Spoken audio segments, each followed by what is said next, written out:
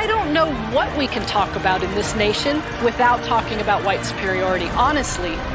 Who defines the meaning of God also defines the relationship between economy and God. African Americans spent $1.3 trillion last year, making us the 16th wealthiest nation in the world.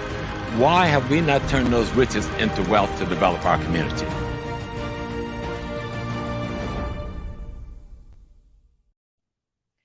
Peace, family. I hope everyone is doing well today. So happy because it was sun out. It's been a week of rain, I think, all across the country. So it's so good to see, everybody on the chat, and we're going to have a really good conversation tonight with Dr. Tashaka. He's about to lay it down, talking about Black families. Well, we're going to talk about Black families, but we're going to talk about a lot of other things. So I just want to give people a chance to come into the room, shout out where you are from, or where you are signing on, from today, so we can see where everybody is at. Meanwhile, let me tell you, if you do not know about HAPI, okay? Hello, HAPI family. Yes. What's up, Joseph? If you do not know about HAPI, let me tell you, HAPI Talks is it's a spinoff. Well, not really a spinoff, but it came into existence because during the pandemic, we actually we have a whole documentary. It's 2 hours and 12 minutes. Okay. And we were going to we were going to launch a nationwide tour of our, with the film, and COVID happened. So we were thinking, probably like 2 weeks, this COVID thing would be over. So then like in 2 weeks, it was actually, called a pandemic at this point. And so we had to pivot. And, I think that's one of the strengths of Black people is knowing when and where to pivot and how. And so we were like, okay, while we're waiting to see what happens with this COVID, we're going to just start bringing in some of the scholars that are actually in the HAPI film, and we'll just talk one-on-one with them, right? So, we were bringing in Dr. Leonard Jeffries, Professor James Small, Mfudisi Juhutimis, all of it, we had 30 scholars in this film. So every week we would bring someone in, and that's literally how HAPI Talks came about. And so, a lot of times when you guys are tuning in, you just think that we're doing this show, but this show is actually rooted in something greater, which is part of the HAPI movement, but the HAPI documentary. So if you have not seen the HAPI documentary, and I suggest that you do, okay, it's at, you can go to hapifilm.com and you can stream it, you can download it, or you can get the DVD. So we have something for everyone. If you don't, if you're not too good with the streaming, you just go ahead and get the DVD.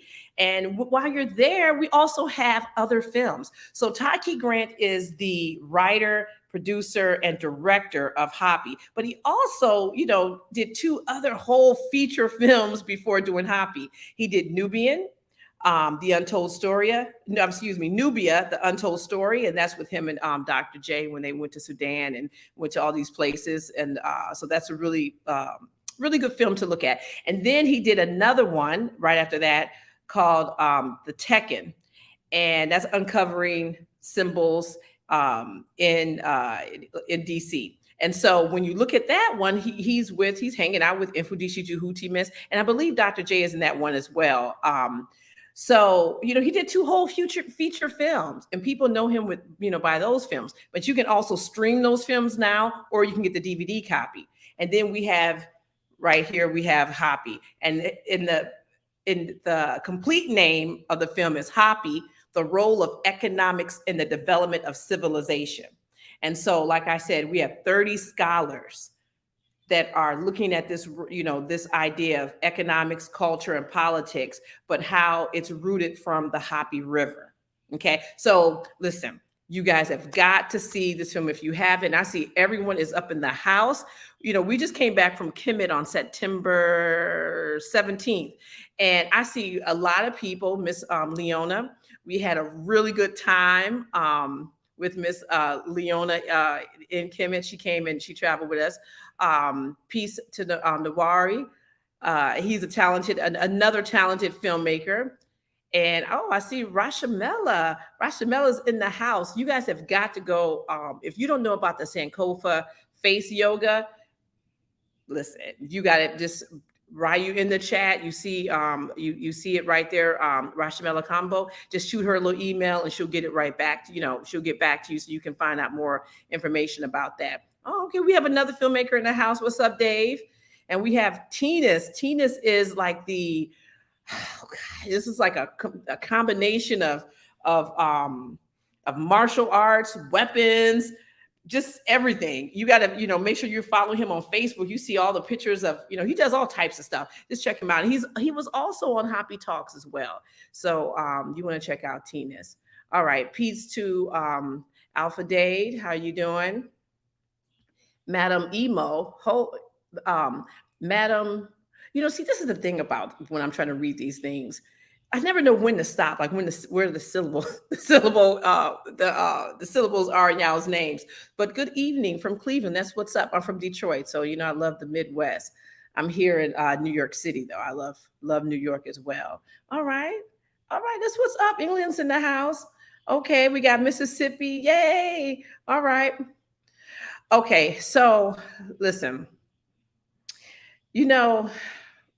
I don't even know if I can say this.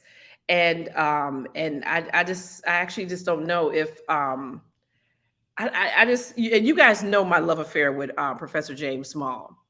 Y'all know how I feel about him. But I tell you, his best friend, I'm about to add him to the list because Dr. Oba T'Shaka, it's really interesting. So when I called him and I asked him to come back on the show, and he was like, oh, yeah, no problem. So we're talking, and he gave me like 2 HAPI Talks already on the phone. I wish I would have I need to just start taping them because he gave me 2 solid conversations, and not even and part of the conversation we're going to have tonight. But, we have to really appreciate when our elders have done the work and are not only confident, but are willing to share it with us. And so I am so honored to be sitting here with Dr. Oba T'Shaka. Let me bring him in. Hey, Dr. Tashaka. Hey, Felicia. Yes, the feeling's mutual. Yes, back together, lady. Yes, I hope Professor Small's not looking. He's gonna be texting me like, "What you said?" But yes, but I love it that you guys are really good friends. That's awesome. But after I got off the phone with you, I had called my HAPI partner, Taki, and I was telling him, and I was like, yo, Dr. Tashaka is so cool because it's like the information you're giving us, right, is, for a lot of us, we've never heard of, or we've never been able to like connect the dots. And so you're really good about connecting the dots, right? But the thing that's the thing that I really, really can appreciate is how you come up with the information. It's like, you're very good about telling me how you came about, like how whatever idea you had, how it came about, what you were doing, how you were feeling, and how it was just presented to you. Because in doing that, you allow us to be able to look at ourselves, right? And we can start to now learn like, oh, this is how we get information. This is how we get downloads. This is what we do with downloads. So I really appreciate you for that. Thanks. And I appreciate your consciousness. And I also like how you handle the discussion. You're real good at 1-2, you know what I mean? Coming up with something, you ask a question, and then, you see something and you know how to follow through on it. And you also obviously have been working on your consciousness. So I appreciate you. I like you. Oh, that's so nice. I like you too. Yeah, I was I'm so happy that this is a good place for us to start. And first, let me just tell everybody, please, family, like and share this video. Okay, let's start by there. Wait, let's just get out the regular little information that everybody needs to know. Okay, make sure you like and share and comment on the video. When you guys like it, that's super cool. But when you actually make a comment, that's even better. Okay, because comments, we need to start changing this algorithm. And if one of our platforms starts to like get a lot of like attention and things like that, then all we do is we kind of bring in the other platform. Like, I bring in Dr. Tashaka. So then now he's part of my algorithm. So now his numbers are going up too, because the reality is that we have, I don't know what 3 billion people, 3 billion Black people on the face of the earth, or is it more? Maybe more. We know we got more than a billion. It's a lot. It's a lot. And we have got to get in touch with as many other folks as we can, because we have work to do. It has been laid out, like how Dr. Tashaka is going to lay out some work for us today. It's been already laid out, and we got to get started. So make sure you are liking and sharing this video. Okay. Also, now we got a couple of options there if you want to donate money. So if you're on Facebook, you can buy stars. The only problem is that I don't know when you're buying them until we get off air. So if you buy stars, it's the equivalent to sending us money on Cash App, or if you hit the super chat if you're on YouTube. Okay. So if you actually, send stars, just put it in the comments, and then I'll see that so I can just let everybody know. Because, one thing we really appreciate is all of the love donations. You guys don't understand. That's our Cash App. It's $ Happy Film. All the money that we raise goes right back into it goes back into our platform, and not only our platform, but really the HAPI movement, right? And just for for new people, if you don't know what the HAPI movement is, the HAPI movement is comprised of 4 principles. 1, you have to love Black people. 2, you have to support Black businesses. 3, you have to become financially astute with your money. And 4 is teach the youth the truth. Okay. And so everything that we do is always, it comes back to one of those 4 principles, and usually almost all of them together, and so when you guys give us money, when we get graphics, when we are throwing out, when we're doing events, all of those things, this is where your money goes back into. And also producing these shows, like Dr. Tashaka knows that, time is money, and it takes, a lot to get these things, put together and into a system where you guys can just, look at it and then follow along and do some stuff. So it's really important that, if you can, please donate.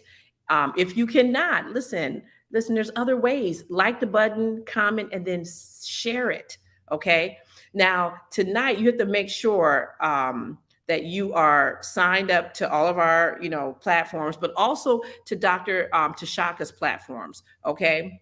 Because it's not enough for just us to grow. We all have to grow. And so I'm going to put in the chat, I'm going to put this up on so that everybody can see it. But if you are in the chat, all you have to do is just hit this link, and you can get connected to all of his platforms. Okay. And he has some really good, he's really good on Twitter. In fact, we're going to talk about some Twitter stuff before we get started, Dr. Tashaka. You put something up, and I was like, I like that. We have to talk about that. Yeah, right there. And I'm putting the link. It's in the chat. Okay. Yes, it's in the chat right there. Make sure that you sign up.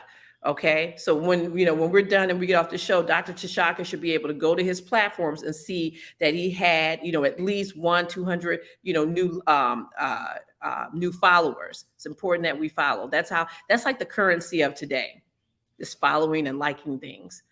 All right. So Dr. Tashaka, I was on your your Twitter, and you asked a really good question. You wanted everyone to, I'm gonna phrase it the right way. You asked everyone, you said, which is your favorite Kemetic god or goddesses, and why? And you have 14 mentioned, and then 15 is other. I thought that was an interesting question. What made you come up with this question? Well, I have a good brother who is helping me out on that platform, Brother Ugawa. And Yes. basically, we're getting to see whether or not people are tuned in to African spirituality. And in the case of Kemet, So what your likes and dislikes, and trying to generate a discussion around it, So is it Ptah? Is it when, the noon comes into being and then Ptah comes out? And then in Jest, Ma'at, which is interesting because it suggests that truth and justice and harmony and balance are intrinsic to God, which of course it is. It's not only intrinsic to God, it comes from God. So that was a test to really just get a dialogue going and to see what people had to say. And sometimes we're surprised, we get some interesting answers because we got some really awakened people, and we're finding that particularly the younger you get, the more awakened. So some of them are really digging. These 20-year-olds, their eyes are really opening, and they want to do something with what they're getting. So that was the reason for it. Yeah, you know what? I think my favorite one, obviously, is number 9, HAPI. But it's number one. It's number one in my heart because it allowed me to really learn and discover everyone else on this list. Because prior to meeting Taki, I didn't know I didn't know anything about HAPI or about really the conscious movement. And so through HAPI is where I've started to learn everything. So that's your reason for naming your platform HAPI. Well, that's the name of the movie. And Okay. I just came along. I didn't actually name the platform. It's HAPI came to Taki, I want to say 7 years before we actually started filming it. Okay. And yeah, we shot it. I'm about to send you a copy. I need to send you a copy. Definitely. Yeah, so you can check it out. But yeah, and so this idea, when I was looking at your list, I was like, yeah, it's definitely HAPI, because without HAPI, I wouldn't know who else said Asar. I wouldn't know any of these people. And so yeah, that's the principle. It is a principle of giving, life giving. Part of this, the God goddess reality is that some of those are humans who were so highly evolved that they are elevated to the level of gods, and then some are the gods or God that never took a human form. And so Asar and Aset are examples of humans who took a godly form, and Asar is a real person, and Aset had to be as well. They found his head in a jar in a Bitos. I actually have a picture of Asar, and I'm certain that's Asar. It's a wood rendering, because my specialty, I look at Kemet, but my specialty is ancient Kemet. What I do is I cover stuff that's not covered, because if you covered that well, why am I going to repeat that? Yeah. And so our scholars have done a good job on dynastic Kemet, but I'm dealing with that. I studied that. That's important. But particularly what's called pre-dynastic Kemet, which is an incorrect term, but it's ancient Kemet, going back 10,000 BC. So Asar and Set, Asar is like the ancestral figure of wisdom, as is Aset, the mother of Kemet and the source of agriculture. So those two, but I actually have a rendering of him in wood, because in pre-dynastic Kemet, the rendering of pharaohs and particularly priests was done in wood. And this is so specific, this rendering. It's such a specific carving. It's not a general carving, that it has to be him. And it's a brother. I mean, you want to talk about a soul brother? He's a soul brother. It's a spooky brother, because what you see in the eyes is the spirit thing. And Asar was Anu, A-N-U, which means great one. And that comes from Asar's name, Ani. And so these are spirit people, spirit material people. They're grounded in reality, but spirit is what drives them. And Asar was at the source of that. So he's also like the example of wisdom, in Kemet, because it always goes back to the ancestors. And so this is the first ancestor. So it's symbolic also of wisdom, along with many other things. So, yeah. Wow. You know what? We might as well just go ahead and get started because, okay, so let me just tell you this, family. What we're going to discuss tonight, this is like a little opener. Okay, this is by no means meant to be the definitive. You watch the show, you know everything type of show. This is not this. How long have you studied? How long have you studied this matter, families? Oh, African families, about 45 years. Okay, so we're not going to be doing that, guys, in about an hour. Okay, we're not going to do 45, years in an hour. But this is to kind of wet your whistle and to really get you to start to think. Because after I hung up the phone, I was like, wow, okay, And the thing I like the most is that you're one of the few, scholars that we have come on that when you're talking about things, we're like, okay, we're all in it, but then we need a place to then go after. Like we need a place to then study. We need a place to ask questions, to get examples and all those things. And the beautiful thing about what you've already set up, and I'm gonna put this link again in the chat, guys, is that everything that we need to get started to do a deep dive in this is right there on your website. So family, please make sure you are, going onto Dr. T'Shaka's website and buying something. Everybody should be buying something.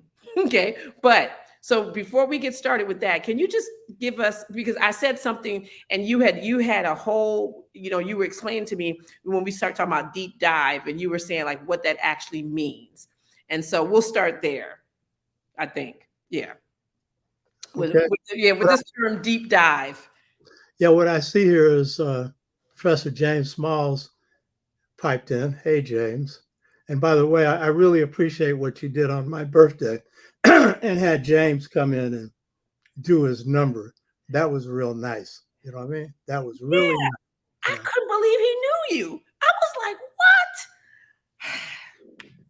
Yeah, Smalls and I, we go back 40, 50 years. We've been involved in a lot of different things together. Black United Front, African-centered educational movement, a whole bunch of stuff.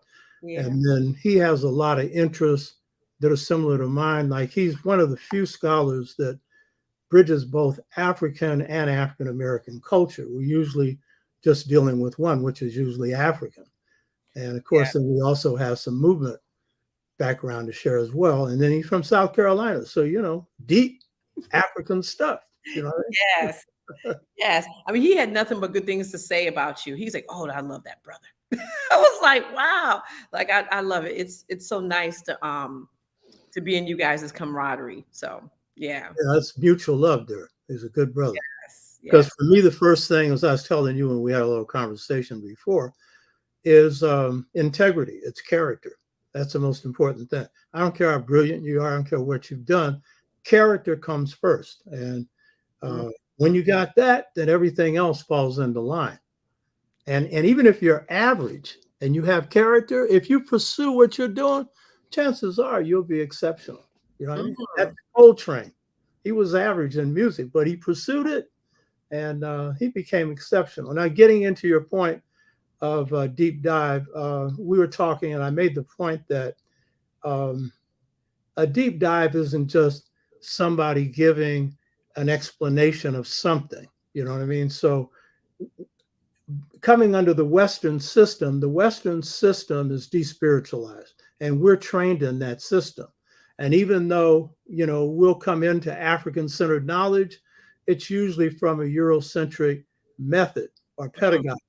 And so we think explaining something is sufficient, And so people will say, oh, give us more. And so the longer you explain it, that's supposed to be deep. Or give me a book. And a book's important because one of my things is about the YouTube, Facebook, whatnot. I divide it into 3 arenas. there's the ignornet, there's the internet, and there's the Afronet. Oh, I like the Afro. And that ignornet is where most people hang out. You know what I mean? Yeah. And that is pretty much based on assumptions, ASS, and then the rest. But it's really ASS, and people are just talking that, and they build up big followings on nothing. You know what I mean? Nothing. On nothing. Yeah. And so some people, are looking for, when it comes to a deep dive, that, and then of course with the internet, a lot of people are using the internet as a substitution for reading. And it should not be, you know what I mean?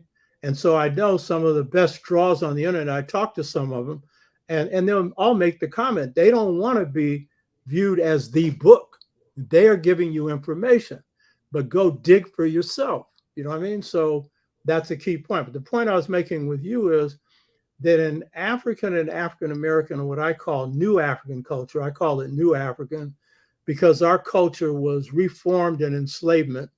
And so we drew on the fundamental principles of Africa, and then we added things in for our survival here. So in both African and New African culture, the way you know a truth isn't to just repeat it. Now, you've got to remember it, so that's important.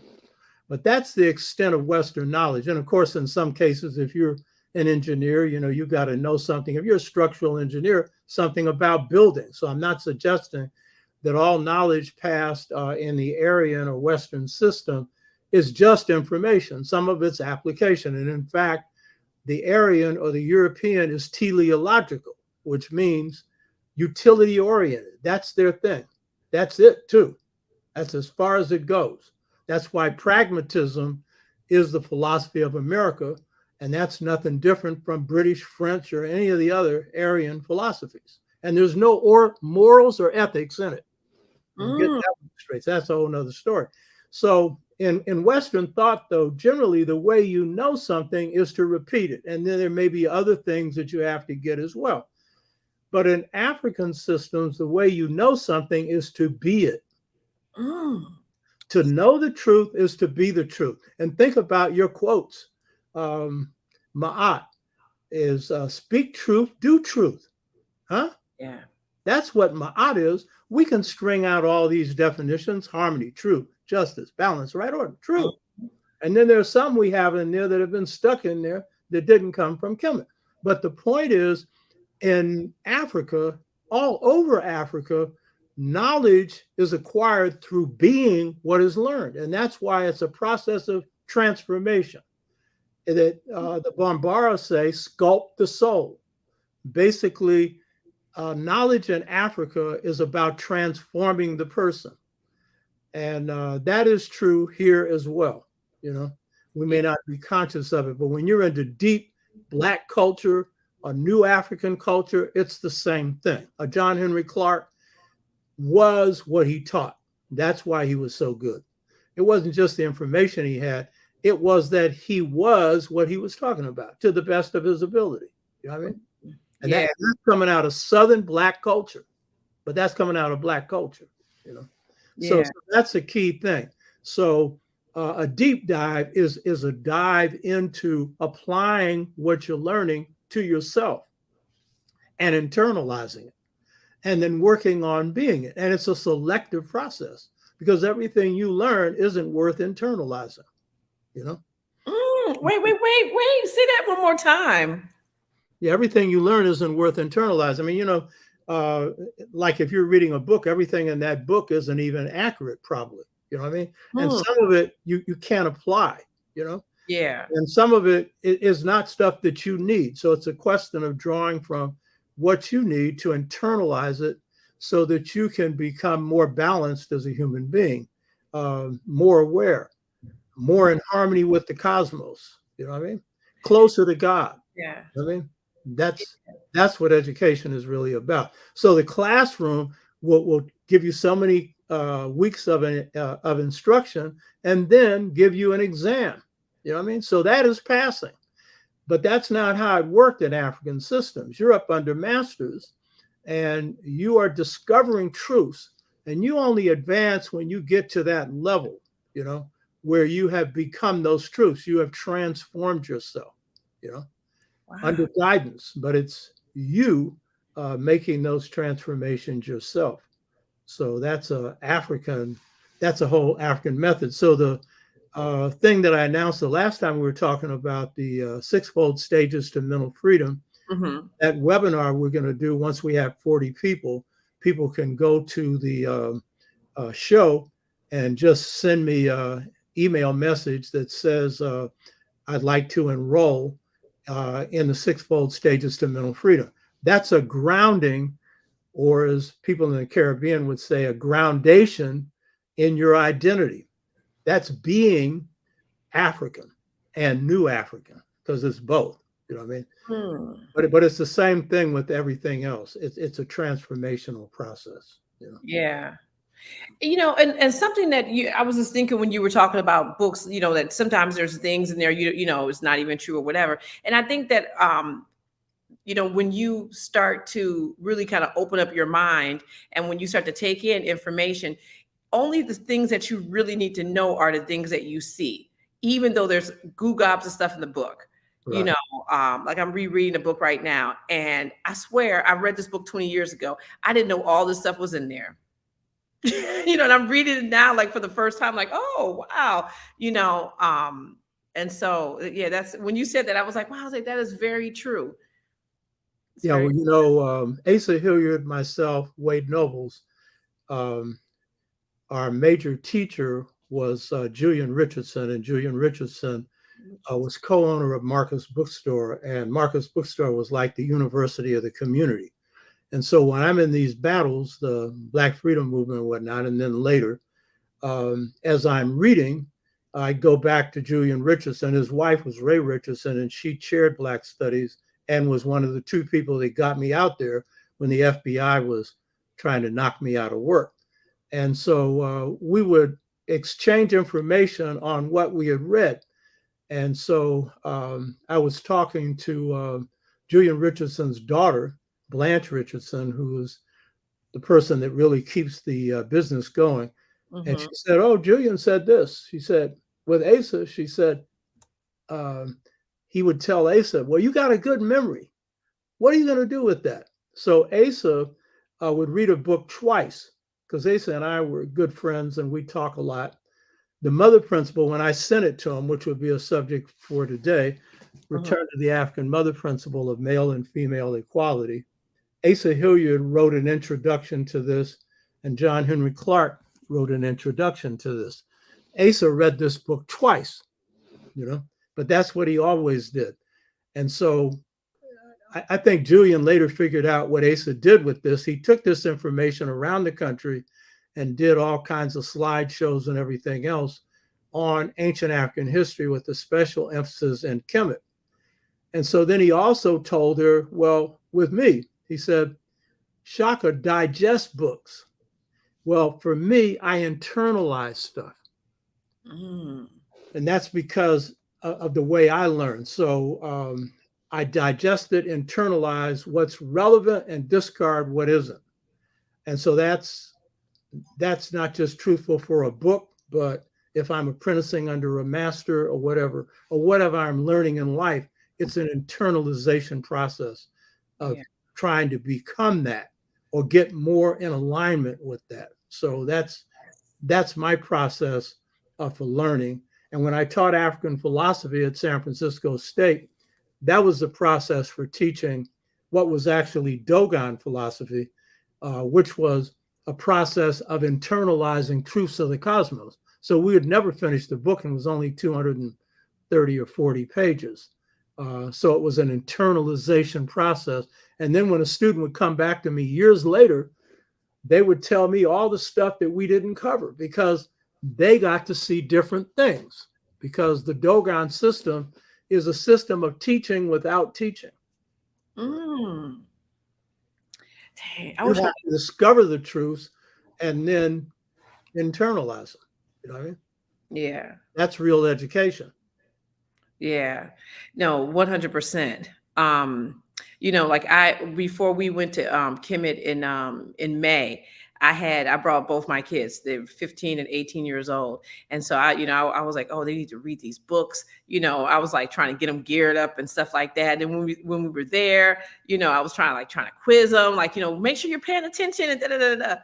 And when we came back, I was like, maybe they got something, I don't know. But then months later, my son was in class, and he's texting me. He's like, Mommy, he's like, there's a man here talking about Egypt, and I think he said some things wrong. He's like, wait, what is it when you do, what's the mummy process? Because he keeps saying mummy, and you're not supposed to say mummy. It's something else. And I was just like, wow, he was listening. And then he started to kind of like really just started looking at things in a different way, so yeah, I'm definitely, yeah.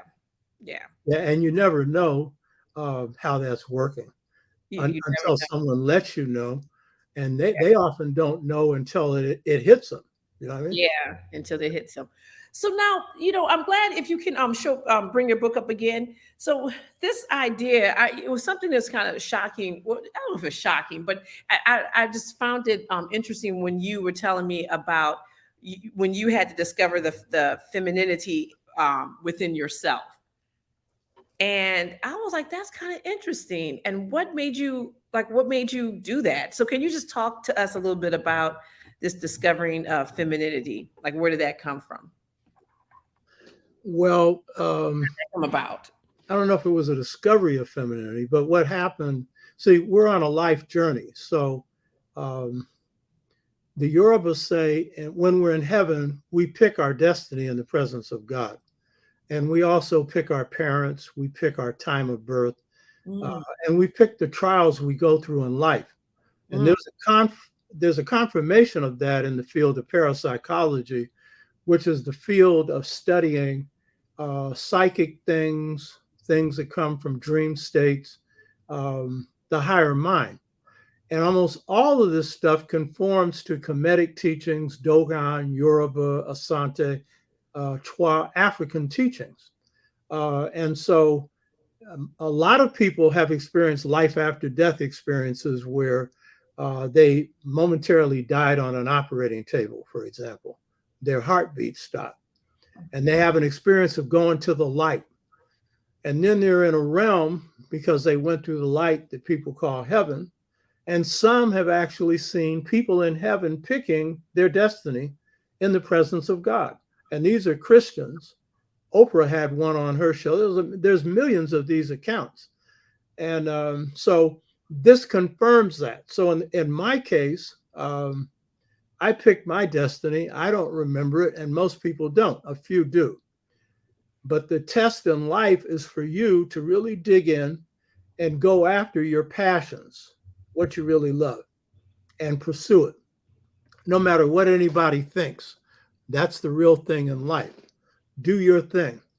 And so what happens is my mother's best friend, Ella Hill Hutch, who became the mother of the San Francisco Freedom Movement, invites me to come to a CORE meeting, Congress of Racial Equality. I didn't know what CORE was. This was in 1960. I'm at San Francisco State. Ella was a co-founder of San Francisco CORE, mother of the San Francisco Freedom Movement, a very nice woman that never gossiped about anybody, and later was elected to the Board of Supervisors, the first Black woman elected. That's your city council. She worked in the ILWU, same place my father worked, the International Longshoremen and Warehousemen's Union. She was a receptionist. My father was a loader on the docks. And so she asked me to come to this meeting. And I had never heard of CORE, but I was interested in the movement. The Montgomery bus boycott and the student sit-ins had just started. And so, and the Cuban Revolution had interested me. So I come to the meeting, and then I realize, hey, this is important. And I put myself into it. Whatever I get into, I put my whole self into it. And so there was a process that I went through of transformation in the course of that movement. In 1963, underwent the awakening. That's the 6-fold stages to mental freedom. That's your healing system for identity. So I thought, well, I have really solved the puzzles of my life. You know, they're together. I'm together. And, you know, I'm won all these battles. It's the premier movement of San Francisco freedom. I'm going on doing other things. And I married at the same time, 1969, you know. And then I reach a point in 1984, which is a turning point in my life. There's a jazz song that says, this is a turning point in my life. I come back from a couple of months of a trip to Africa, to Egypt, to Tanzania. I got to really see where the Ujamaa thing was going in Tanzania. It was now falling apart.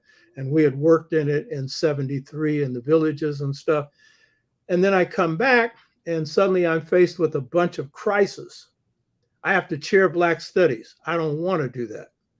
But it was dropped on me, you know, because I'm basically in there to teach. I could have been dean and double my money. I didn't want to be no dean. Just teach.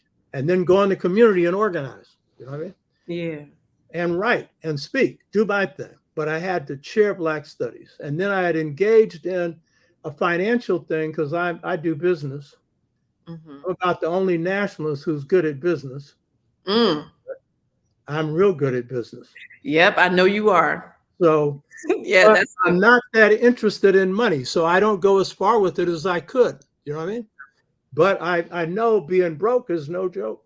You know what I mean? Being broke is no joke. So I'm not into that. You know what I mean? And so a lot of Blacks who are in the movement, they think being flat on your behind is a sign of dedication. Well, really?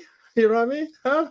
Black people are fighting to change their conditions. You know what I mean? So then I'm investing in a real estate thing that went flat and I guaranteed 2 people. What am I doing guaranteeing anybody?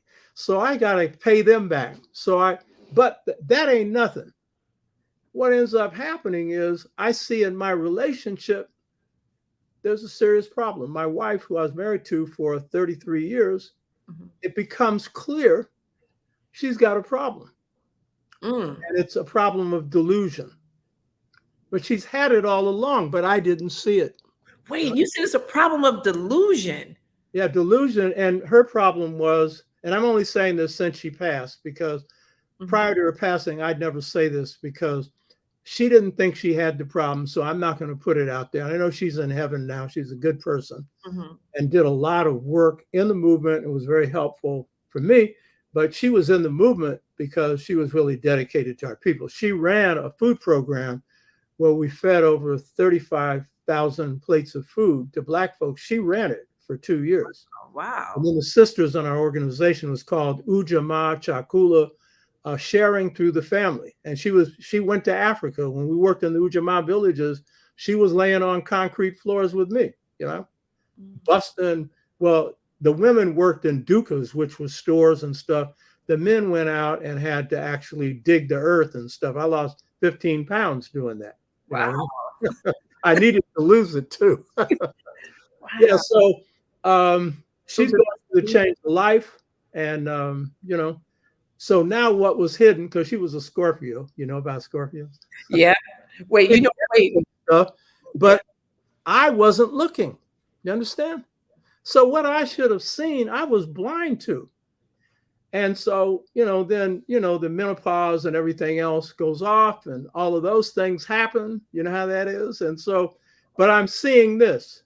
And so I talked to a friend of mine, Titu Weusi, because I don't know squat about handling this. He said, get her to a psychologist. So I did, you know, and I went with her for a while and finally found one that was helpful. Asa Hilliard's cousin, who was a psychiatrist. But she was really helpful because she was her age, a Black woman. The other people I'd sent her to were men, you know. So that helped her. But I realized I had a problem. If I've been married to somebody for 17 years and they got this problem, and there were enough signs around me that I should have seen it, I got a problem. And so I realized, and I'm an astrologer, and I knew I was strong on the masculine and not so strong on the feminine. I knew that. I'm a nice person, but my energy was just heavily, I'm a quadruple Leo. I'm heavily the warrior spirit. I drive fear into the hearts of my enemies, and I don't intend to. But I got that energy thing going. Yes, yes. So I realized I had to deal with this. So my sister, who's an astrologer also, she had done some magical work to get me to go to a particular place. I only knew about this years later, to encourage me. She knew if she told me, I probably wouldn't do it. That's what she thought. And so she did some spiritual stuff. And we've done 3 shows on the Dr. Oba T'Shaka show on astrology. You should watch it with my sister, Sandrea Bradley. There's also a link when you go to the show where you can click in. And if you're interested, you can check her out. So at any rate, I go on a retreat for 5 years, 3 months a year, 15 months a year, looking at myself, camped out, It was introspection. I could have gone to a psychologist. I don't see anything wrong with that. But this is work I had to do. And so it was a result of that work that I began. And at that point, I had so many pressures on me because I'm chairing Black Studies, which would be not a bad thing if that's what you wanted to do. That's not what I wanted to do. Later, I adjusted to it and it ended up being a good thing, but that's not what I wanted to do. And then I got to pay off this debt. That ain't such a big thing, but that's a pressure. But the big pressure is this. And so it took this time for me to look at the feminine influences in my life, which was my mother, my grandmother, my great-grandmother.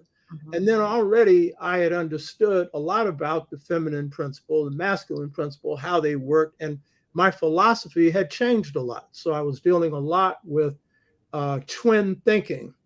And basically it was masculine, feminine issues. And I was internalizing that. It was changing my thought pattern.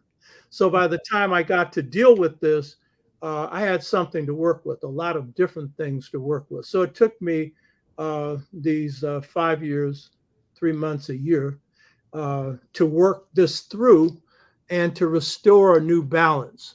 Mm. And that's when the work returned to the African mother principle of male and female equality came out of that. Okay. The last thing I ever expected to write. That was not ever my plan. But as the result of going through that and working out an inner synthesis where I had really undergone transformation, I didn't realize how much.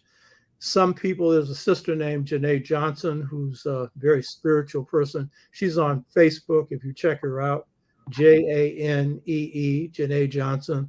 And she's a spiritual lady, and she's a very good friend of me and my wife's. And she said, because right after I came through this, I'd been interacting with her. She would have me come out and speak to a parenting program group. These are Black women, young Black women who were pregnant. And she was running a program through the city of San Francisco to ground them in African-centered thought and get them grounded in their history and culture. So I'd come out and speak.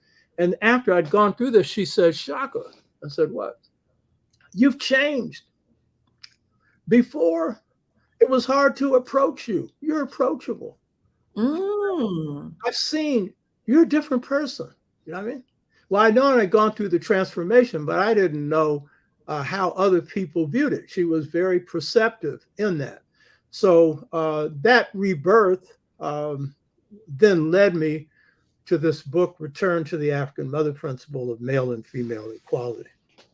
So now, but I want to just go back to something you said before you realized you had to work on this yourself. So, you were saying that these things are going on with your wife and you were just like, how did I miss this? Right. What is it about you that said, let me look into this versus, oh, something might be wrong with her and let me just go get her some help and I'm good? What is it about you that made you decide to look at yourself? I realized I had to own my part. I didn't cause her delusion. She was born with it because as I began to dig, and I'm a good digger, by the way, and particularly with men. I mean, the FBI sent all kinds of people on me. I read them in a second. You know what I mean? And pretty good with women in terms of playing and stuff. They want to play me. You want to play my ego. That ain't going to work. You know what I mean? But on this, I was blind, and particularly blind where females were concerned. And I think part of it had to do with the fact that my mother, Sylvia Bradley, who was a wonderful mother, as beauty goes, my wife said she was prettier than Lena Horne. They looked alike, very pretty. A straight A student, a disciplinarian. She ran the house.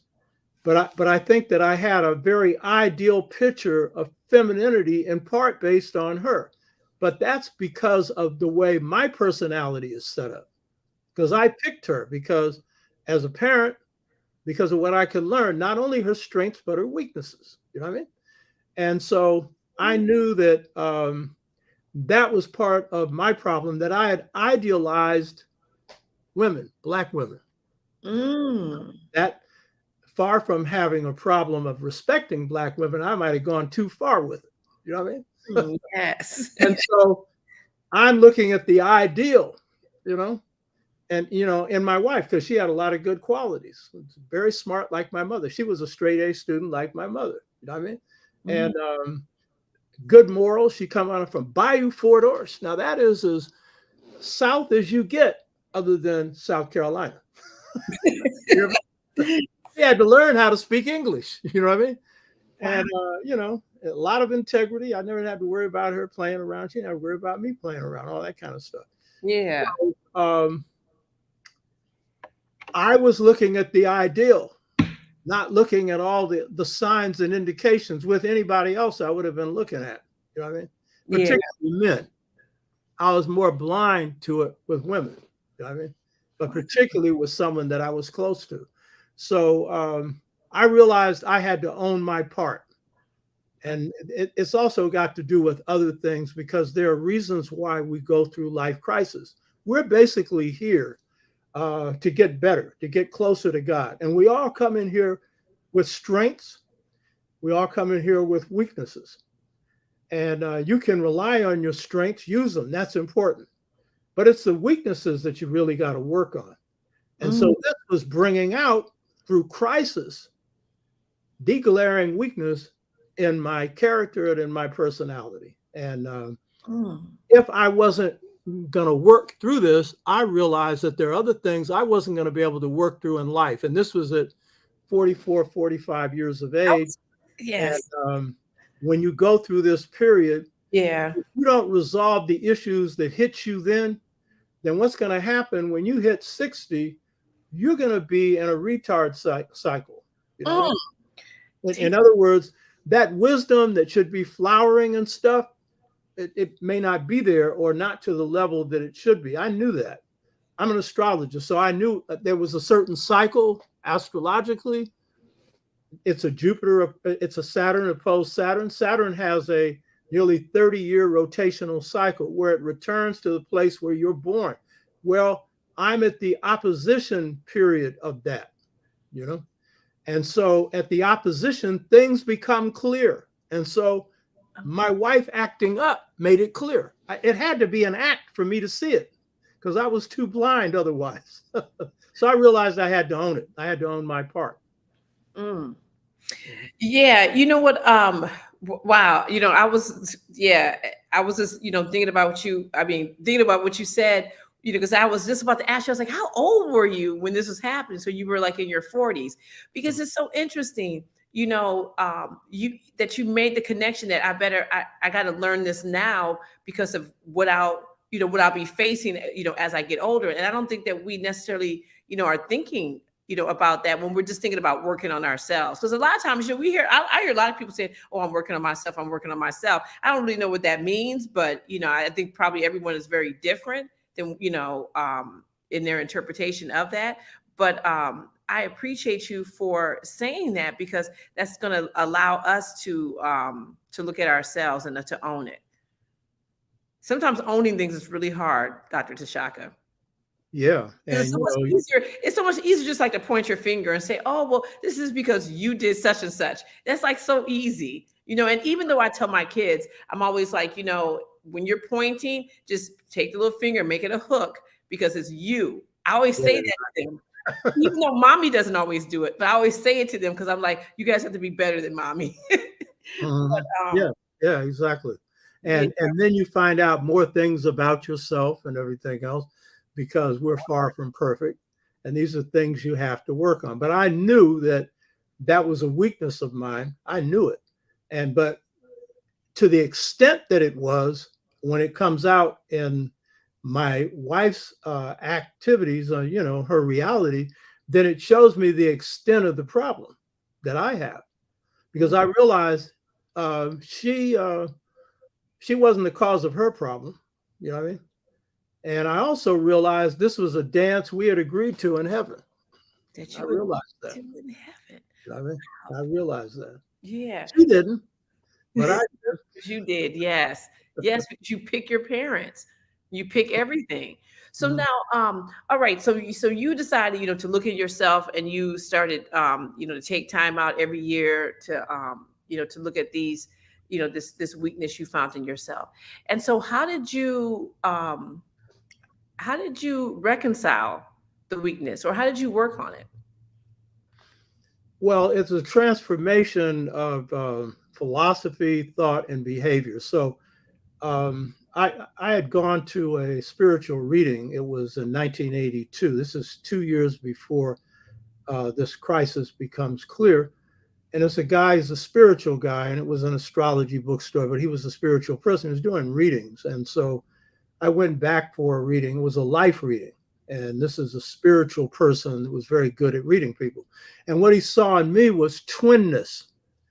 And when he got that, which meant that rather than seeing good and bad as separate, good is bad, bad is good. I had been working on that. That's the Dogon philosophy, and that's the African American philosophy. And so the spiritual blues, the blues are the spirituals are the blues. Sacred and secular are one. I've been transforming my thought pattern to get out of this either or, black or white, good or bad stuff. And so he saw that. So then I went for a life reading. And so his life reading predicted the number of books I would write, in fact, I was writing some of the books and didn't tell him until years later when I had written them and brought them to him. And I was in the midst of the crisis on tenure at state, where they were trying to deny me tenure. And his reading, the only mistake he made in his reading was he didn't think I'd get tenured. So he was advising me to rely on my wife as a primary source of income. And I'd go out and speak, and that's how I'd make my living. And he felt that I was too radical for the university. That's what they felt. But it didn't work out that way. I beat him with the help of Asa and others. Yeah.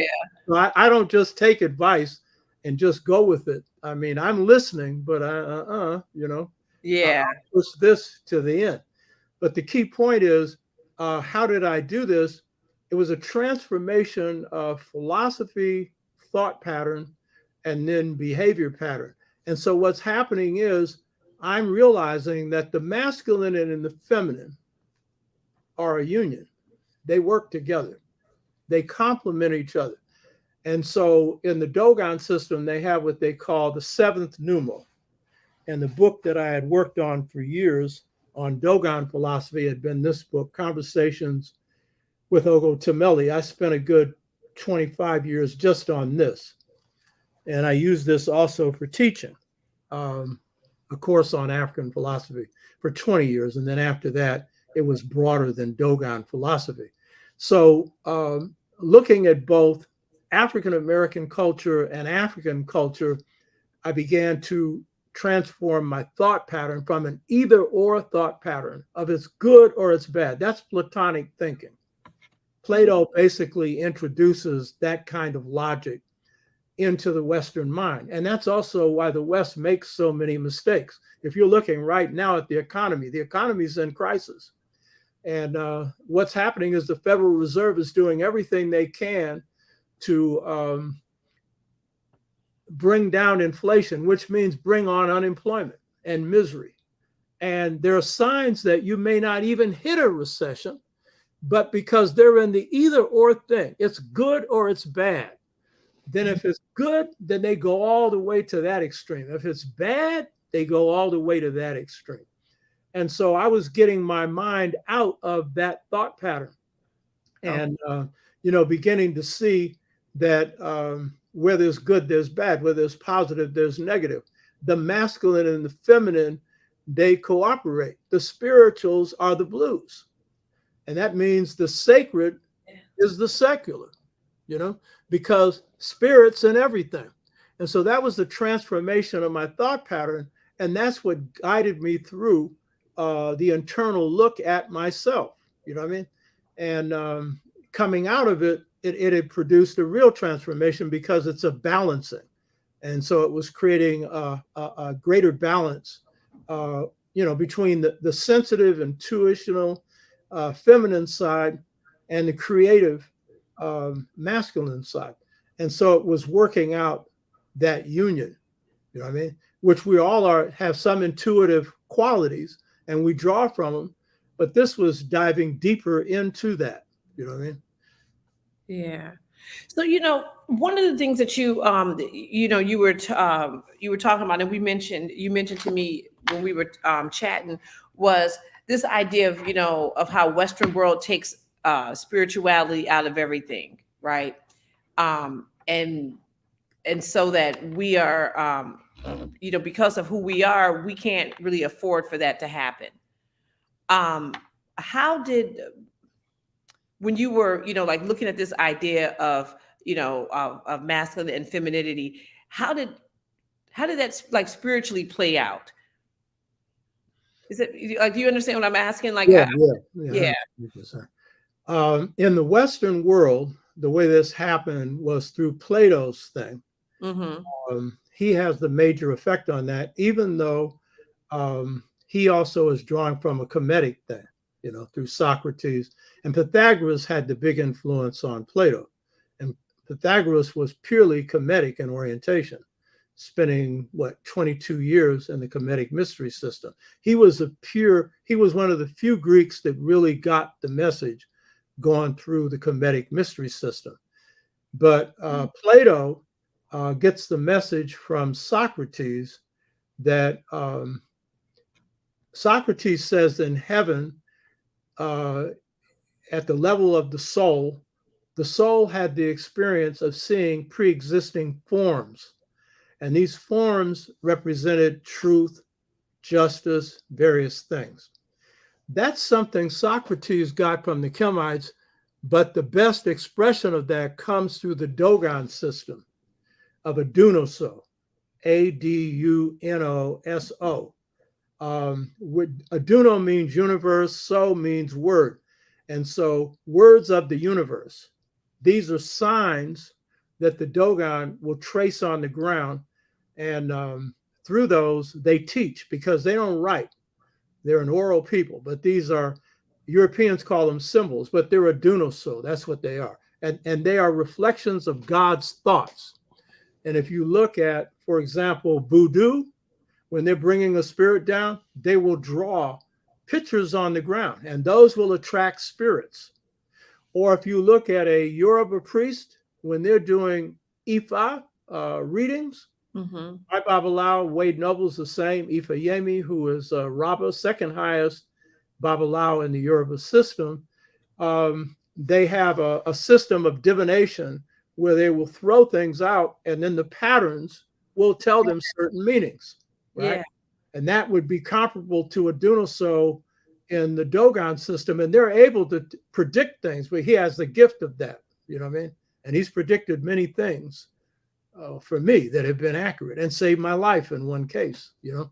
So the form that Socrates was talking about, they actually got it from the African system, in this case, the Kemetic system, but the Dogon give you the best example of how it works.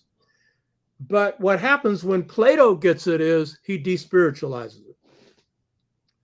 And so what he does is what's called the form, which are the various truths, the highest of which is good, you know. And by the way, good in Greek thought is not ethical. It has no ethical meaning because Aryan thought is not based on ethics. By the way, the book I'm finishing is dealing with this. We deal exclusively with white supremacy, a term I don't use anymore because whites are in decline. I ain't empowering them. They were once supreme. They're going down the tube. You know what I mean? Yeah. You want to call it declining white supremacy? Yeah, but see, that term, white supremacy, that's their term. They like that term because they're supreme. Yeah. You don't like it because it messed with you, and you think they shouldn't because they should have a moral center and they should feel bad about what they do. But you see, good in Aryan thought has no ethical content because they're teleological. Teleogical, teleological, meaning everything is about use. So good in Greek thought means that if I enslave you, that's good for the enslaver.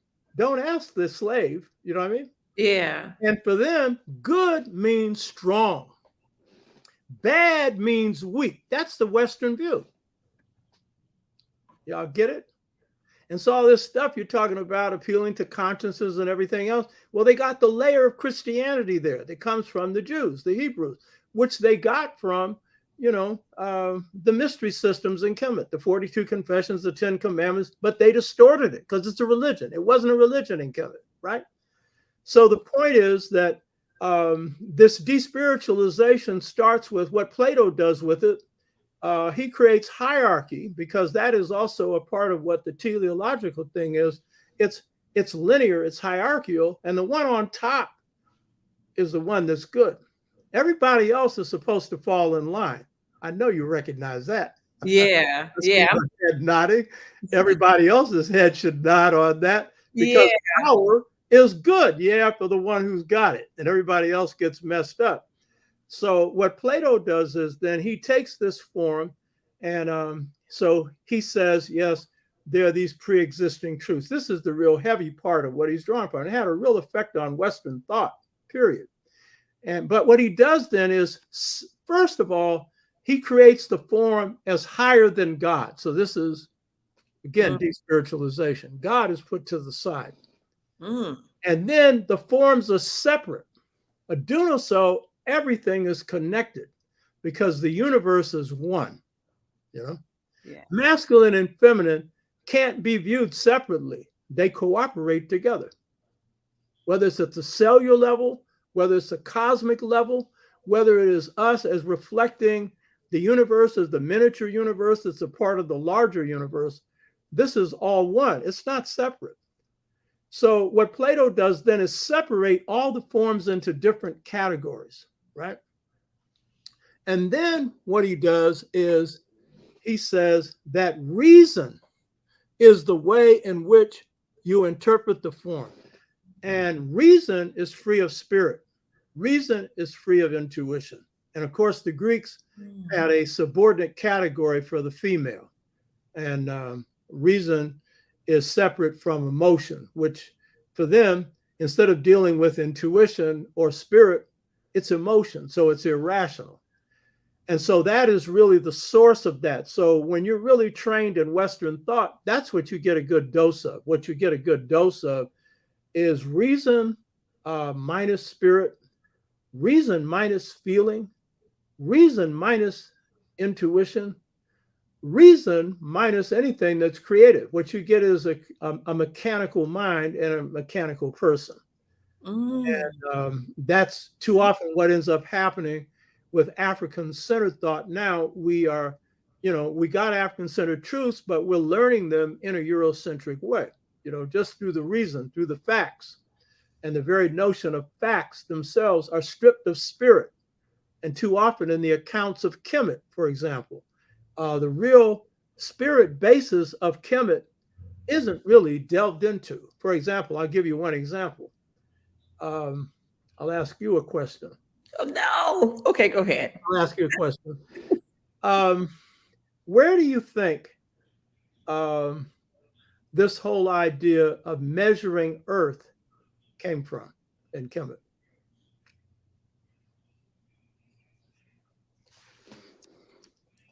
I don't know. I don't know.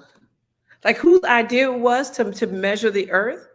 Well, the Kemites did it. They measured the earth and they put Khufu dead center because it happened to be the center of the earth. But they measured the whole circumference of the earth. But what inspired them? Now, this one little answer, because there's a whole lot more to this than this. Mm-hmm. One little answer will tell you just how spirit-based Kemetic civilization was. Because before they measured the earth, they claimed to have measured heaven. Mm. Now understand, these are spirit people Mm. who are also, into the material realm. But spirit was what really guided them. Ma'at is a force. It's a life force. Harmony, truth, justice, right order. Truth. You know what I mean? So if the measurement of the earth was based on measuring heaven, what else do you think was based on that? Everything. Everything. So usually when we approach even Kemetic studies, that dimension isn't really dealt with to the degree that it should be, because we've been trained in this, and there's nothing wrong with facts, but this purely factual method where it's just information that we're conveying, free of anything that's got to do with spirit. And in fact, some of us are afraid of it. The African American is spirit grounded. The grassroots, everyday Black people, the African anywhere in the world. Human beings are spirit grounded, but the cultures of the Aryan, for example, are against that. Even though people, what are we? We're spirits having a physical experience. That's what we are. And so people have dreams, they have intuitions, all people do. But if the culture frowns on it, then, you can go in and say, well, you had an astral projection, and they might put you in an astral straitjacket. In places where they can commit you, you know what I mean? And all you're doing is sharing a spiritual experience. So that's de-spiritualization. And so that's part of what, in terms of, working out of balance or anything, spirit is tied to everything you do. It's not separate. It's the core of it. And that's why, that's why I so appreciate you, because even when you were just telling us this story about when you had to look into yourself and you said, you went and got a reading, and you did these things, like no one is going around talking about getting a reading. I mean, we talk amongst each other, right? Like, oh, I got a reading, some of us, but there's not too many scholars that are, on air talking about, oh, I had this reading and, this is what came up. And then this helped me to get piped in, because that's your term, piped into God. I was taking notes, piped into God. And I think that it's really important, for us to really connect it. I think someone was asking, how do we go back to spirituality? Yes. How do we go back to spirituality? The thing is, remember, there's no word for spirituality in any African language. That's, again, a theory. How do you go back to spirit is a question. And it's inside of you. So listen to that voice that's within you. You know what I mean? That when at certain points, something tells you, don't do this, listen. I'll give you an example. I was in a PhD program, and I was supposed to be going to a meeting at 5 p.m. And my spirit said, leave. It was a feeling, leave. And so I said, yeah, but if I leave, I'm going to be sitting in this guy's office for 3 hours. What sense does that make? Then I said, spirits never guided me wrong. And I left. I left an hour later, but guess what happened? The earthquake happened. Wow. And had I left at the time that I was scheduled, the Bay Bridge opened up. The Dunbarton Bridge collapsed. And those were one of the 2 bridges I was going through. Oh my God.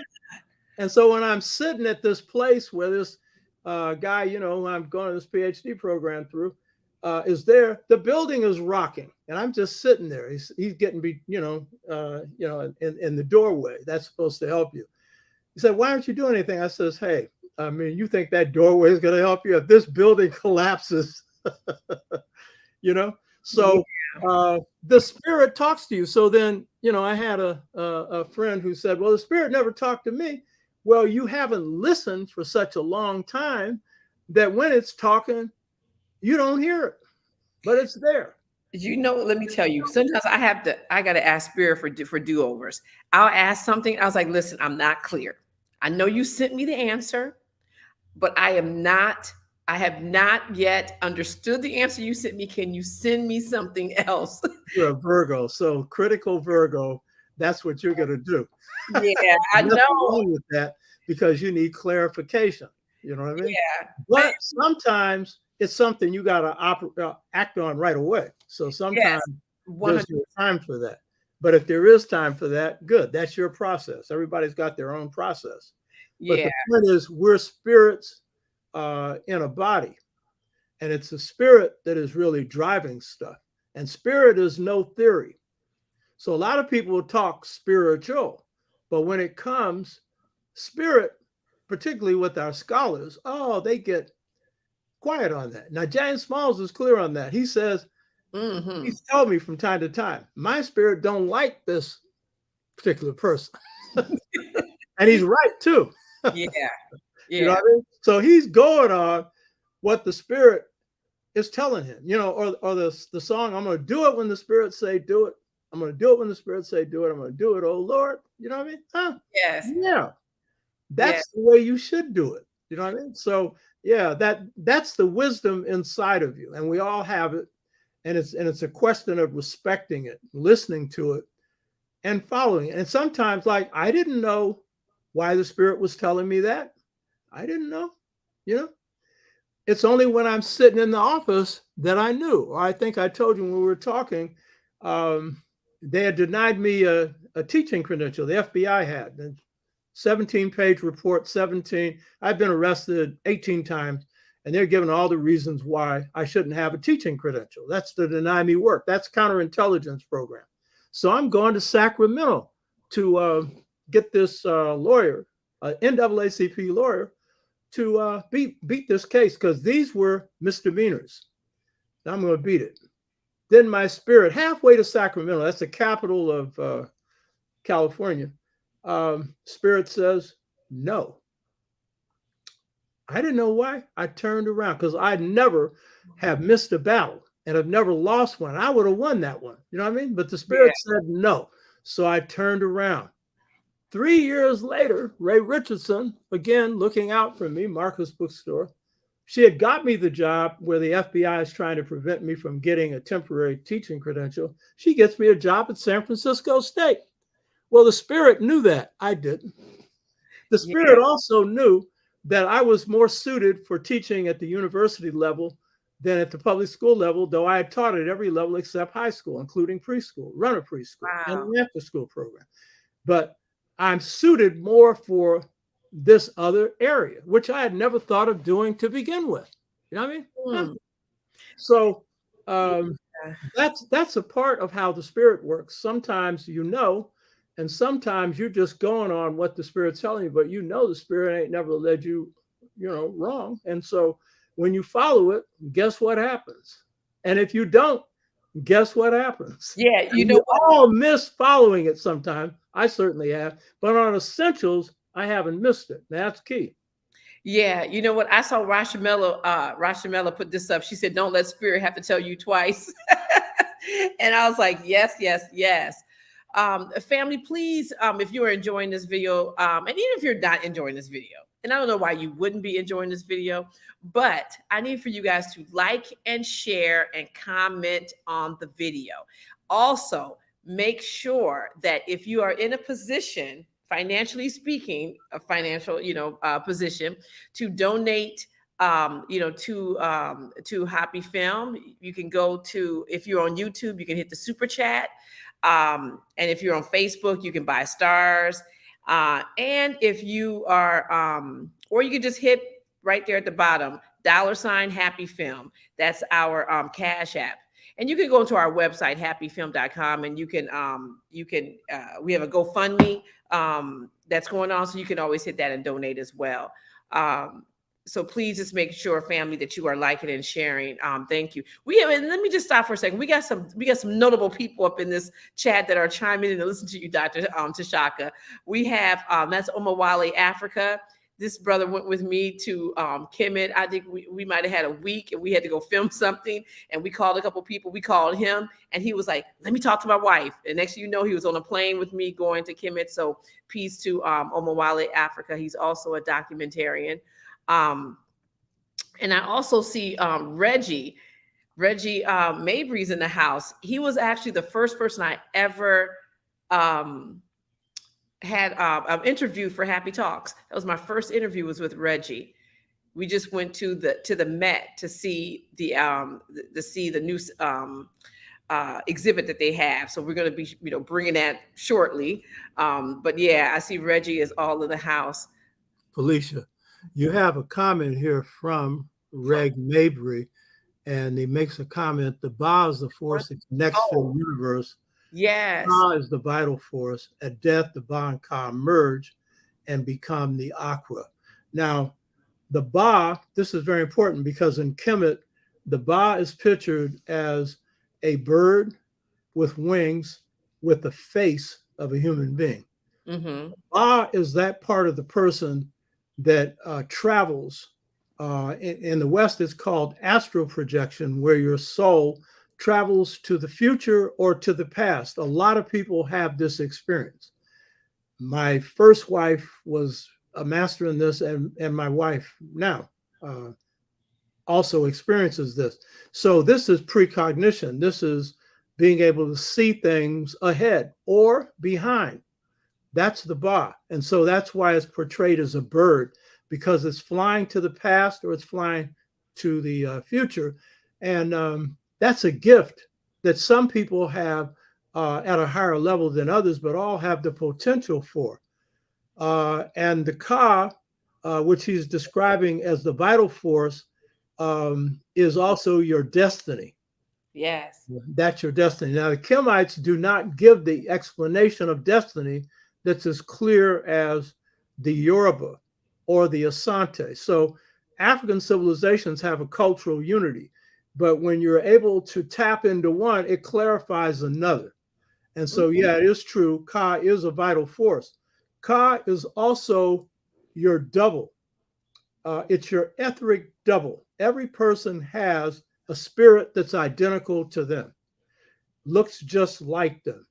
The only difference is that entity is free of any illness. That entity is in perfect health.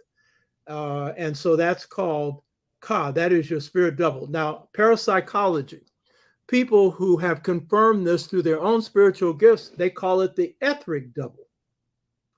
And they call it the etheric double because the etheric, that thing that's a spirit, is able to move faster than a human being. It's able to go through matter. In other words, it can pass through a door or anything like that. And it's outside, it can be outside of time and space. So the Ka is that double, but it is also your destiny. It is your blueprint that you were brought here with, which is your gifts, your strengths, and your weaknesses. By the way, that's your astrological chart, which a lot of you are programmed against because the Catholic Church laid it out that this is spookism.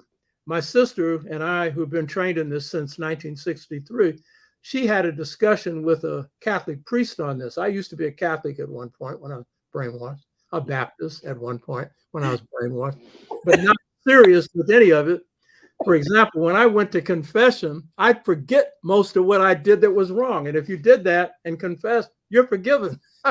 So because intuitively I'm saying, what am I doing going to this man for? And by the way, usually a white man, to confess anything, you know what I mean? But, the key point is the Ka is the blueprint that you picked in heaven. That's the destiny you picked in heaven. Your astrological chart is the blueprint for that. Because when you leave heaven, it's in alignment with planets and stars. Wait. And you're picking a time that is appropriate for you to be on Earth, because there are energy fields that are occurring at that time where other forces are coming down to do the same kind of work. And so that's your blueprint. It doesn't tell you, destiny does not mean that something's going to happen. Those are your strengths and weaknesses. You have free will. So it's your choice what you do with them. And if you negate them, you can do that. Asa Hilliard used to say, paraphrasing Shakespeare, to be or not to be. You can be yourself or not be. You know what I mean? Okay, wait. You said something. Whoa. Okay, I'm putting us here because I need to make sure I understand it. So you just said, because this whole idea of astrology, right? There's some people who believe in it. Some people are like, they don't really kind of, they just hear it. They're like, okay, no, I'm not really, like that doesn't really, it doesn't really resonate with me, right? But all throughout this conversation, you've been kind of, throwing little bones here about, astrology, right? When things are going on in your life and where where certain key planets were for you. But you just said that that astrology is your blueprint for your ka. Is that what you said? Yeah, it's your destiny. It basically describes the outline of your destiny. It's your choices because it's not predetermined. In other words, just because, like, say, King, with all of his gifts, it didn't guarantee that he was going to be the major leader of the Black freedom movement in the South. It didn't guarantee that. You know what I mean? He had to make choices. Those were his choices. And when the opportunity presented itself, he could have said no, or at certain points vacated the seat because of the threats of death and everything else. So that's his choice. So free will determines everything. But the blueprint, those are the strengths, the gifts, the weaknesses that, you bring into this world. That is the astrological chart. That's the alignment of planets. Astrology is not the system of, I'm this sun sign, that's it. No, it's the angular relationship of planets at any given time. So when you choose to leave heaven, there's a certain alignment. And then in heaven, you can see ahead. And so you can see where these alignments are going. And so for certain people with certain missions, certain times are better suited for them. You know what I mean? And and that's tied to planetary alignments. You know what I mean? Wow. Yeah, you need and again, see, what's happened is astronomy has been separated from the spirit side of it, which is astrology. So we're told about astronomy. Unless you're an astronomer, you don't know what it is or how it works. It's valid. It's important. It shows you the cycles, the cyclical movement of planets and so forth. But it doesn't show you how it impacts you. Yet we know that every human being's a miniature star. Everything that's in the stellar realm, you're made up of it. We know that. So what's the system that explains that? You know what I mean? So that's the point. Yeah, I don't think I've ever heard astrology spoken in this way. And I think if maybe more Black folks heard it spoken in this way, that they would be more apt to, to really, study it. Key thing to studying it is to get a good astrologer to read your chart. That's the key thing, because I'm a see, touch, and smell. I used to be a see, touch, and smell person solely, I'd say. The reality of the situation is that used to be my favorite saying. But when my sister's godmother did what's a spot chart, which is very brief, she told me stuff about me that my mother didn't know. I'm a practical person, so you got to prove to me that something works. And all my stuff works, by the way. Stuff that I put out, it works. So I'm not up in the clouds. This is this theory of this and that. No, it's got to work. And so when she did that, then I started studying it because I realized it worked. It worked. It gave me a better understanding of a certain side of myself. It does not tell you your culture. It does not tell you your stage of spiritual growth or development. What it tells you is your strengths, your weaknesses, your gifts. You know what I mean? And it can help you and those things can help you with getting on to try to figure out what your purpose is. Yeah, and it's the best system of character analysis on the planet.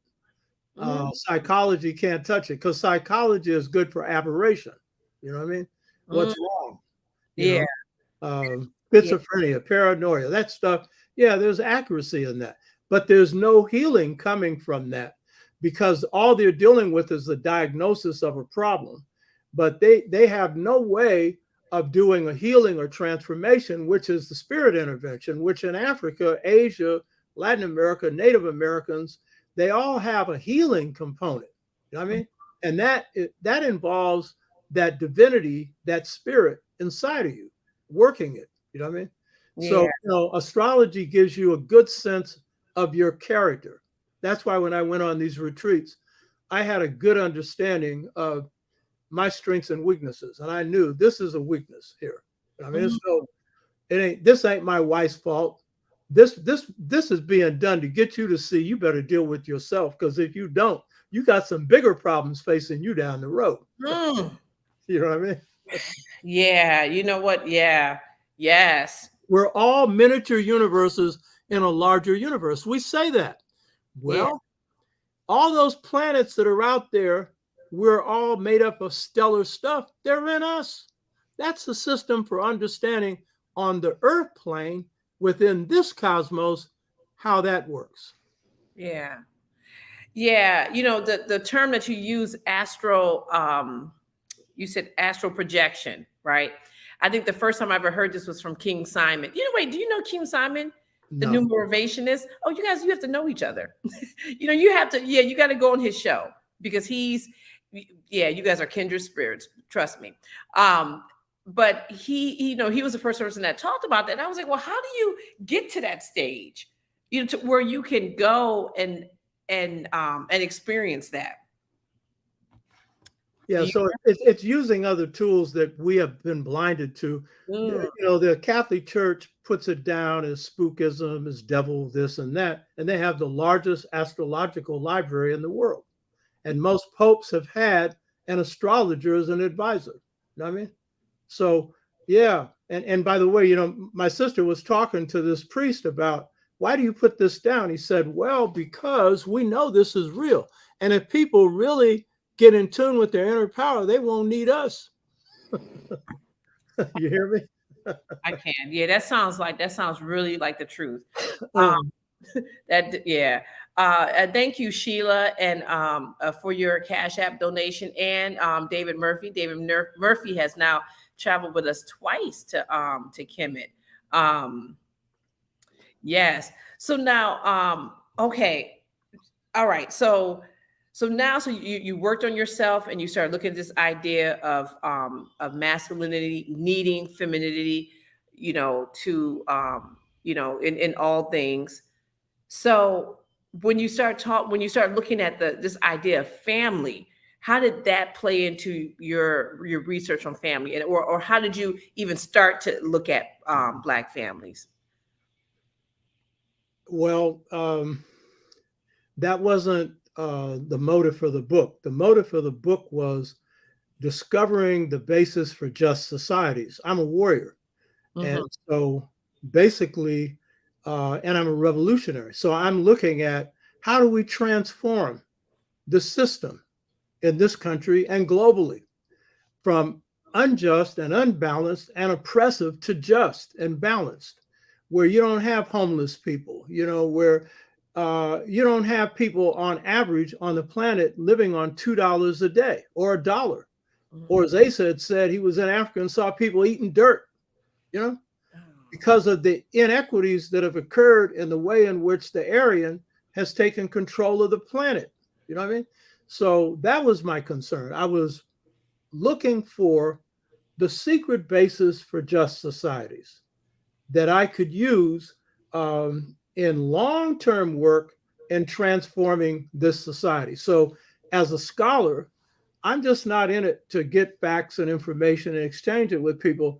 I'm in it also to take models from our history that can be translated into reality today to transform systems. And the systems that I have, they apply to right now. You can live them right now, and they apply to 200 years from now. I live in the future, but I also enjoy the moment, every minute, every minute. I don't care what it is. My wife and I just came back from the Monterey Jazz Festival. I laid out on the Pacific Ocean for a week. You know, that was just a week ago. Enjoyed every minute. My wife enjoyed every minute. You know, I mean, that's me. Even the bad stuff, you know, the hard stuff. In the end, it's the best stuff because that's where you're learning. You know what I mean? So that was the motive. The motive was models for just societies. And the question was, what was the basis for the just societies of Africa? What was the basis? That was the motive. That was the motive. Families played out after I get the answer. You know? Yeah, after you get the answer. Yeah, I'm just loving. Yeah, people in the chat just loving you, Dr. Tashaka. You're breaking it down. I love my people. You know, I love my people more than myself, except I ain't no fool. I don't love everybody. I love people that ain't lovable and can't be loved. And those are the ones that came to shoot me, for example. I don't love them. I'm not into forgive them for they know not what they're doing. Later for that stuff. I'm not into that. You know, yeah, I'm not into I love my people more than myself because that's what I come from. The people are greater than me. I've learned from my people. You know? So, yeah. I'm in a love affair. John A. Clark was in a love affair with Africa, and he loved African people. I'm in a love affair with African people, and particularly the new African. I have a saying, it's a poor frog that don't praise its own pond. I like the muddy water pond above all others. I know that's right. I know that's right. Really? Well, I want to get these little quotes down. I'm going to post these tomorrow. I like that. I think so far I like being broke ain't no joke. I like that one. Okay, so now, we're kind of winding down, but I know when we were discussing over on the phone, we were talking about the Twa people, right? And you were breaking down how they basically went and they were the basis for all other civilizations, right? Yeah. Okay, so can you just expound on that a little bit? Okay, so this book, Return to the African Mother Principle of Male and Female Equality, was written with the intention of discovering the basis of just societies and providing a model for how we could use this in the future and in our lives right now. So this started when I went through these 15 months of internal work. After I had completed, I had reached a balance and stuff. I began to do writing on this book, The Mother Principle, and I couldn't write first. And so I called up a friend of mine named Dewey Crumpler, who's a mural artist, and he gave me a copy. Well, he gave me a statue, which you see in this picture right here. You'll see these two African beings there, one with his arm around the other, one with the chest extended. Yes. And that is the male. And he's got the beard of a deceased pharaoh. And then with the female,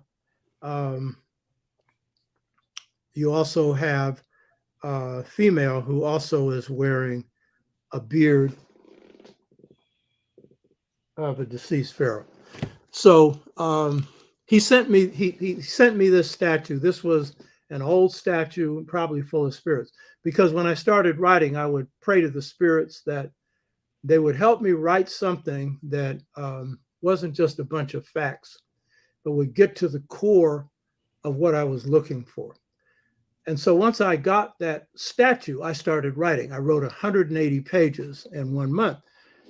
And then I'm sitting in my study and I asked the question, what did the Dogon mean? Because the Dogon were the inspiration, the system that I'd been working with most.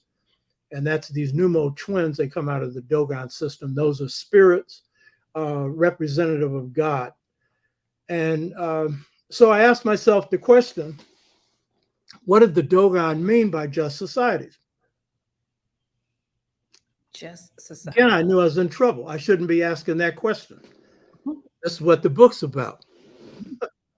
So one night I'm sitting in my study and I'm asking, and when I've had these experiences, I shared one with you a couple of nights ago. When I've had these experiences, it's been when I'm in a state of humility. It's when I've known that I don't know and I'm asking for help and don't expect to get it. Really? And so I'm asking, what did the Dogon mean by just societies? And it's at that point that I had the most beautiful experience of my life. And it was kind of like a completion of this search that I was going on in the retreat and looking at the masculine and bringing the masculine and feminine together. And it's been a part of a work that I've been doing on myself for many years. And so when I asked that question, I had the most beautiful experience of my life. I saw this beautiful white light. And there's no words that can really describe what this was like. But I can say what I experienced was beauty beyond all beauty. Like me, romanticizing women, especially Black women. So the beauty, not only the physical, but the spiritual beauty, put them all together. And it's not even close to the beauty of this light, or of Mother Nature, or of a sunrise or a sunset. Nothing close to that. Beauty beyond beauty. And then I've experienced love. I'm in love with myself, the love of my parents, the love of my people, love, It was unconditional love, a kind of love I've never experienced before, and non-judgmental, And it enveloped me. This light enveloped me. By the way, the light was brighter than the sun, but you could look at it, And then as it imparted the truth, it was a wisdom beyond the wisdom of any master I've ever studied, whether in reading or in personal apprenticeship. I've never experienced the wisdom that comes from this, because basically the answer it gave me was so simple. And ultimately, all profound things are simple. Theory of relativity, ultimately, very simple, but only when it's discovered. You know what I mean? And so also the humility that I felt, the kindness that I felt. And so later I realized that light is the light of God that's within each of us. And I was telling you when we were talking before that God is a great white light. There's a great Lakota holy man. His name is Fool's Crow. On my show, I've discussed him a number of times. He lived to be 99 years of age. He was a healer, primarily using his talents to heal his own people.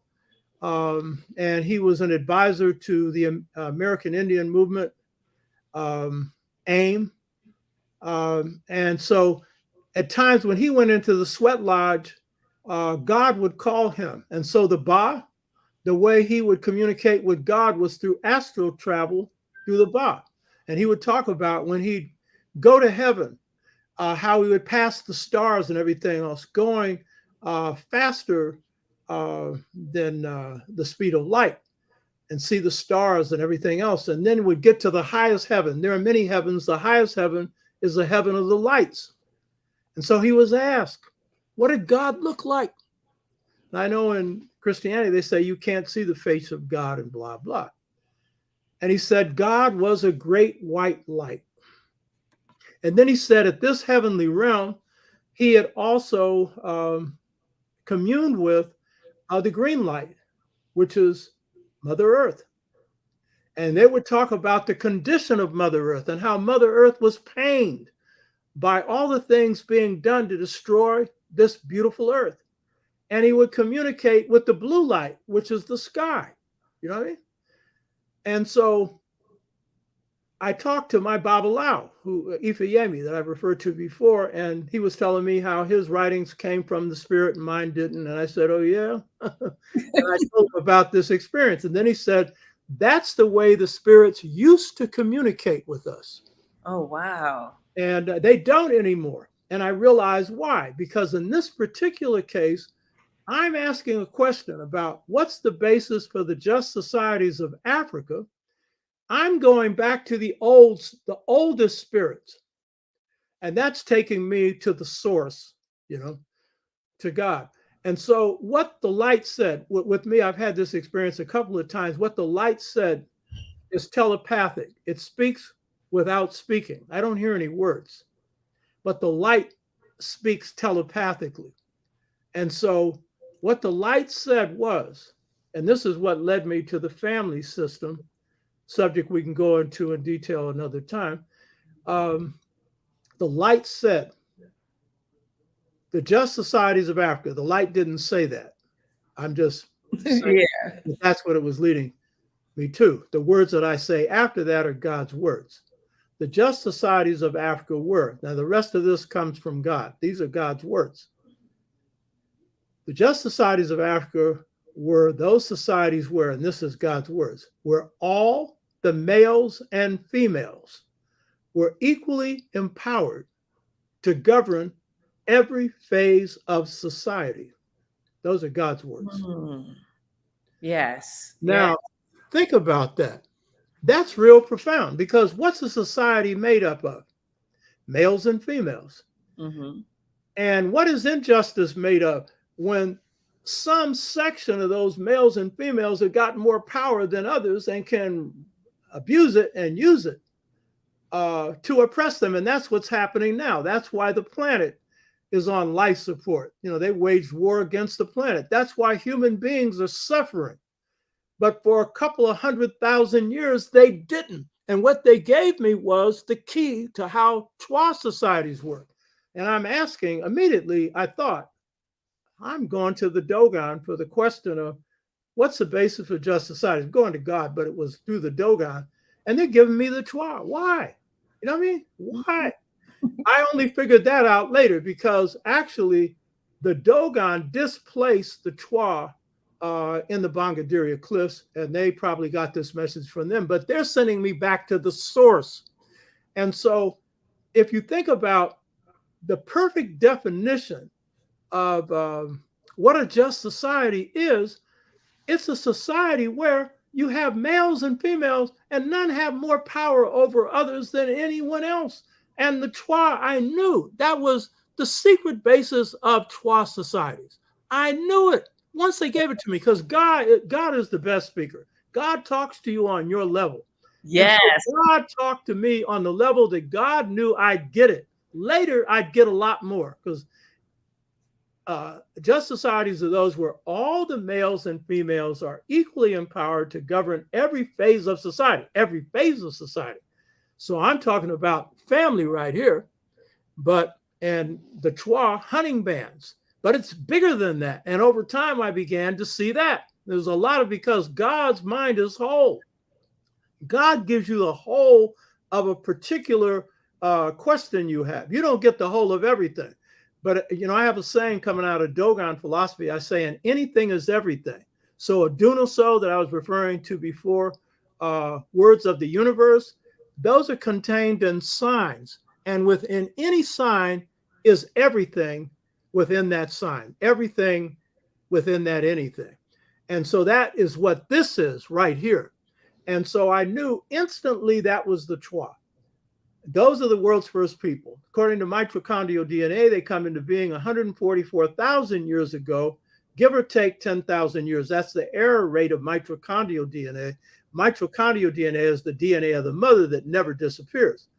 And so that traces back to the Kun people, K-U-N-G, or San people. They're the world's first people living in the Kalahari Desert. Their language, the Click language, which is the language of Southern African people, South African people, but the original Click language, that's the first language human beings spoke. And so I knew, and so then I started doing my homework after that. That's what leads me to look at African families. But I knew that the Kun people and other Twa, TWA, which Europeans incorrectly call pygmies, they don't like that. That means they're formed and stunted. They're fully grown, small human beings, that as I looked at the Twa, but I already knew instantly, but as I studied them, then this all the males and females being equally empowered to govern every phase of society, govern them and other Twa that come after them, or close to them. And these are societies in which the males and females are equally empowered on every level. So men hunt, women gather. When it comes to any decisions of the hunting band, it's made jointly, and the decisions are through consensus. And that's the African way of democracy. They give birth to democracy, not the Greeks. That's why this is bigger than the family. Africa's in trouble because they have departed from this. You hear me? Yes. Other people can get away with it. The Chinese have their emperor system. They were originally set up by us. The first Chinese people were Anu, A-I-N-U. They were the first. The first in Kemet, Anu, A-N-U. First in Japan, A-I-N-U. You hear me? The first in the Philippines, all over the planet, they were the first people. They are the civilizers of the planet. And how is it they're left out of history? So I have a new school of history because it's based on the Twa. Go watch my 5-part series on the Twa on my YouTube channel. It's also on Facebook, but YouTube, you have to go to that to get it. And also the 3-part series I did on the Anu and the founding of Kemet. Go look at that because they give birth to civilization. They civilized the bigger Africans who came later. Among the Twa, when a child is named, the first male and female child is named after the father's family. The second male and female child is named after the mother's family. Among the Twa, there is no abuse of women, of children, of elders. They call themselves the pure people. And they are, because they are God's first people to come to this planet. They are gifted with paranormal powers. I'll give you one example. In my book, The Integration Trap, I give the example where these whites had come to see the Twa. This is about 40 or 50 years ago. This is fairly recent. And they're on a 2-week journey to come to the Twa. When they get to the Twa village, the Twa can tell them everything that they said while they were on this 2-week trip. And the Twa, everything is spirit-based. And they lay the foundation for the spirit foundation of African civilization. When the Twa go to hunt, it's a spirit hunt. And so in this particular book, The Integration Trap, Generation Gap Caused by Choice Between Two Cultures, I give the account where in one case, the Twa need an antelope. So this white boy who had come to visit the Twa, he sneaks up to watch what they're doing. And they go to a mountain at the top of the hill, and the brother draws an outline of an antelope with an arrow in its neck and then leaves. The next morning, as the sun rises, the African woman who was with the hunter chants, and he shoots his arrow. He can't see what he's shooting at. A few hours later, he comes back with an antelope with the arrow in its neck. The ring shout dance that African Americans do come from the Twa, which is a counterclockwise dance designed to harmonize the cosmos. So the point is, the Twa give birth to civilization. They give birth to medicine. They give birth to making fire, cooking meat. According to, and I have a series on this. One of the series was on how they civilized the Niger Congo Bantu people. Most of us come from the Niger Congo Bantu region. So when these big Africans come out of these little Africans, they are in an uncivil state. That's the same thing with the Sar in Kemet. He's a little one, right? And he's civilizing some of these bigger ones to show up. They don't know how to cook meat. They don't know who to have sex with. They're telling them to, not have incest. They are telling them basic rules for living a civilized life. But the main thing they're telling them is how to contact the spirits. And so they civilize Africa. They then move out of Africa and civilize Asia. They civilize people in Europe and the Americas, particularly the Americas. You know what I mean? And the South Pacific. They're all over the planet, yet we don't study them historically. A few of our people do. Clyde Ahmed Winters has, Brother Brunson has, and a few others. But we have not integrated them into history. They are the foundation of human history, which is African history.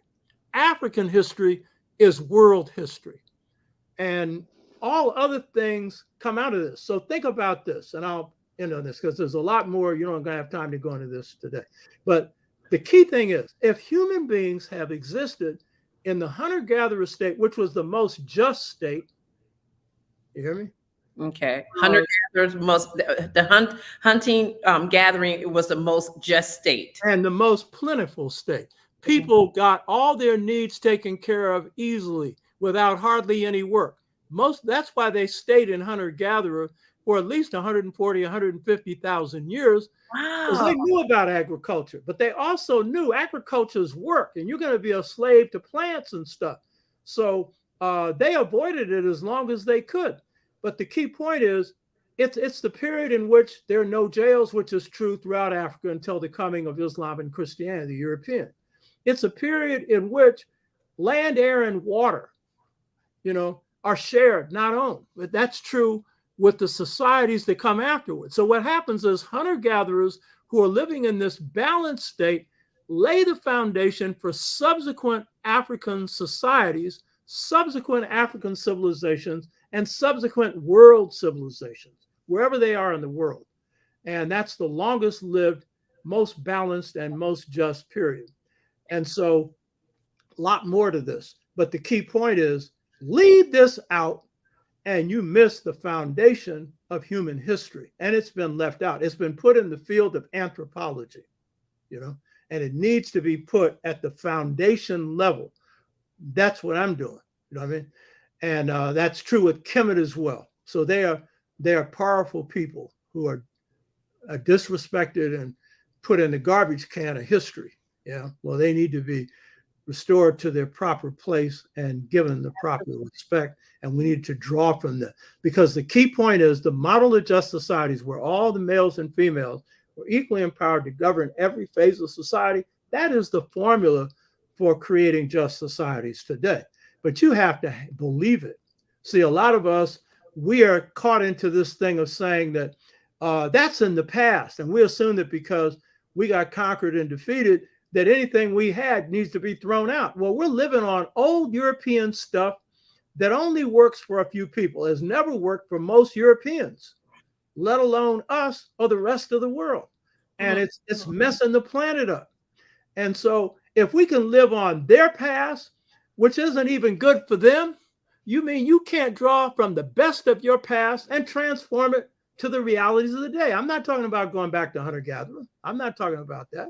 I know most of you don't want to do that. I camped out for 3 months. I didn't for 12. I know you don't want to do that. But I'm saying take the best. Take the best. I'm going to tell you, it's in you more than you think, by the way. It's in your cellular memory. It's in your DNA. And for all of us who talk about the damage of slavery done, give me a break. Yes, there was some damage done, but we exaggerated. Because guess what? We maintained two-parent households from 1865 to 1968. 75% of our families were two-parent households. That's because this little thing that I'm talking about here, this male-female thing, the balance of male and it has prevailed in the best of our families. And I argue this also, I shared this with you. While we have dysfunctional families, and all families have something that's dysfunctional, ain't nothing perfect under the sun. As one of my first wife's cousins said, sister cousin actually, families are messy. Yeah. There's going to be mess in any family. But I argue this based on my own empirical study, because Black families is one of my specialties, Black music and the Black church. I'm a philosopher, historian, and I'm into political stuff, revolutionary stuff, right? Yeah. So in the family, I argue this, and this is based on my understanding of new African culture. The majority of Black families are functional. They are not dysfunctional. They have elements of dysfunctionality. And we do have dysfunction, and I know it. And since the post-68 period, the dysfunction has been greatest because of the war waged on our community. That's a whole nother discussion. You know what I mean? I know it. Yeah. Mothers frying their babies in frying pans. We never did that before. You know what I mean?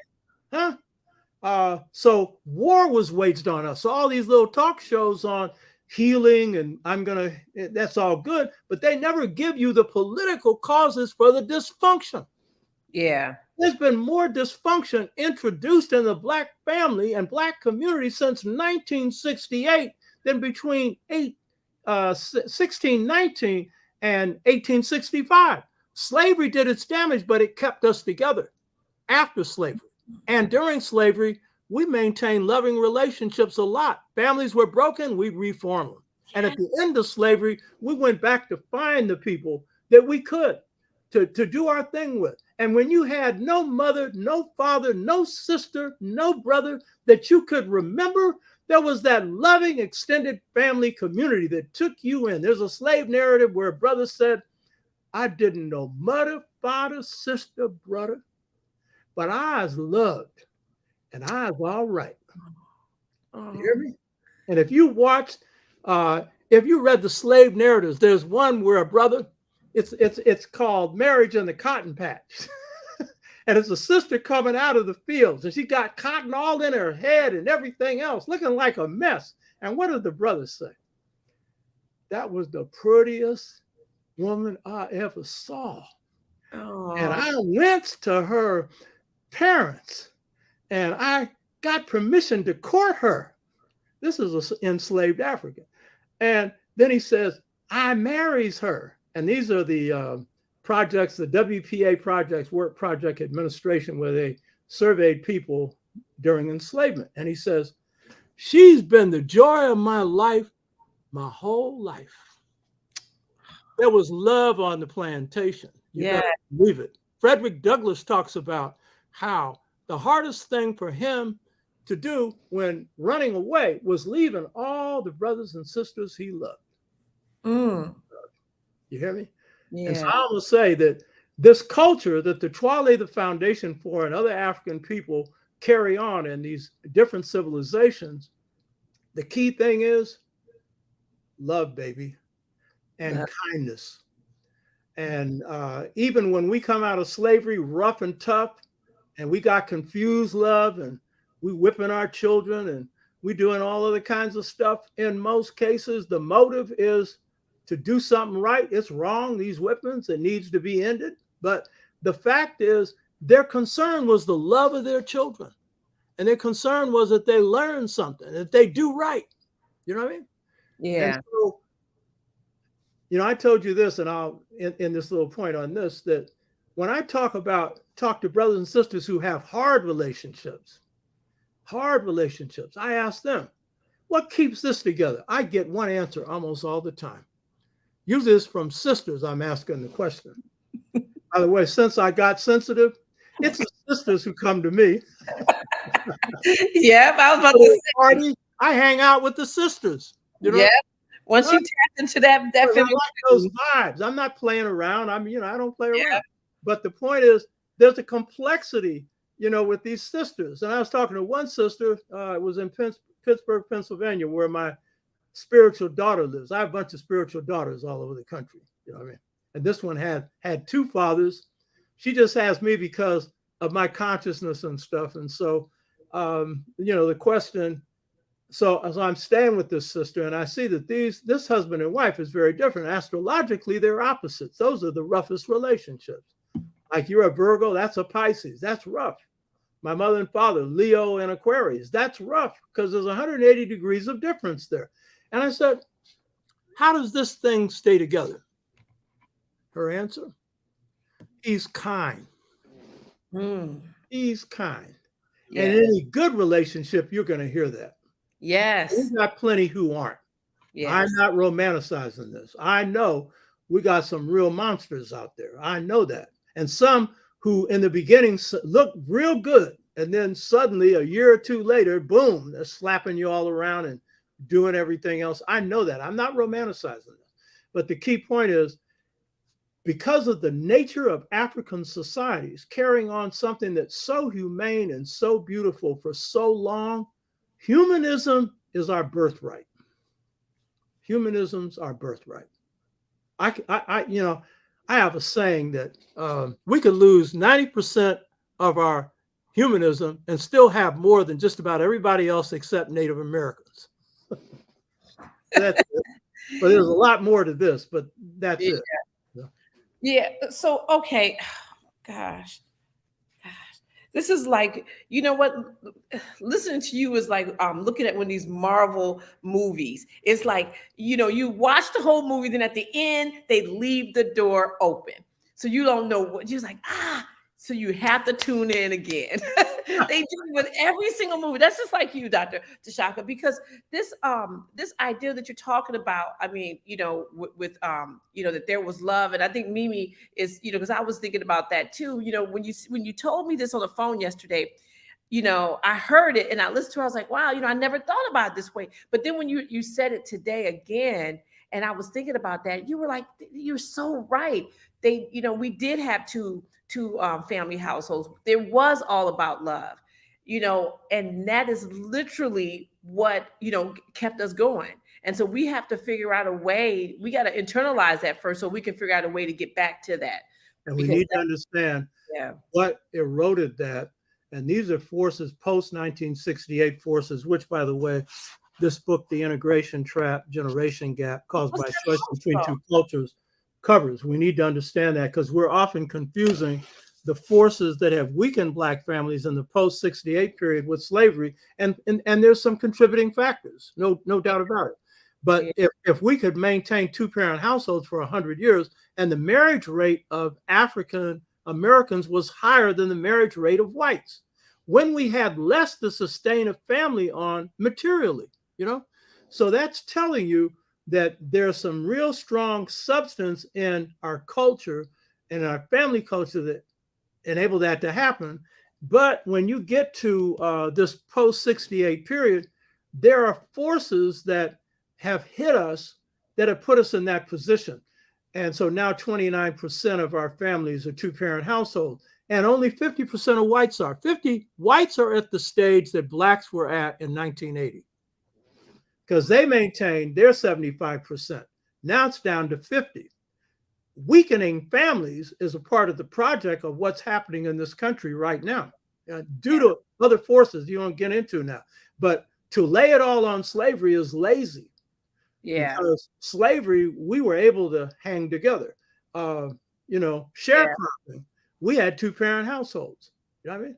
Huh? Yeah. So it's something that's happened since then, and that's a topic for another discussion. But the point is that it's this beautiful stuff that we call culture, our way of life and design for living, that was based on balance and societies in which people lived harmonious, lovely lives for a good 150,000 years. And now to live in this misery. So do not tell me that we can't correct this. And we're in the strategic position to do it, laying up in this country that is falling apart, you know, and that is in decline. Yeah. Where the bridges are collapsing, where the Congress can't even make a decision, where whites want to go into this mythical thing of an election was stolen when we whipped you, we outflanked you, we threw you out of the White House. What you mean is that Black votes are illegal. That's why they're stripping the vote. The media is not talking about over 230,000 Blacks in Georgia that have been stripped of the vote.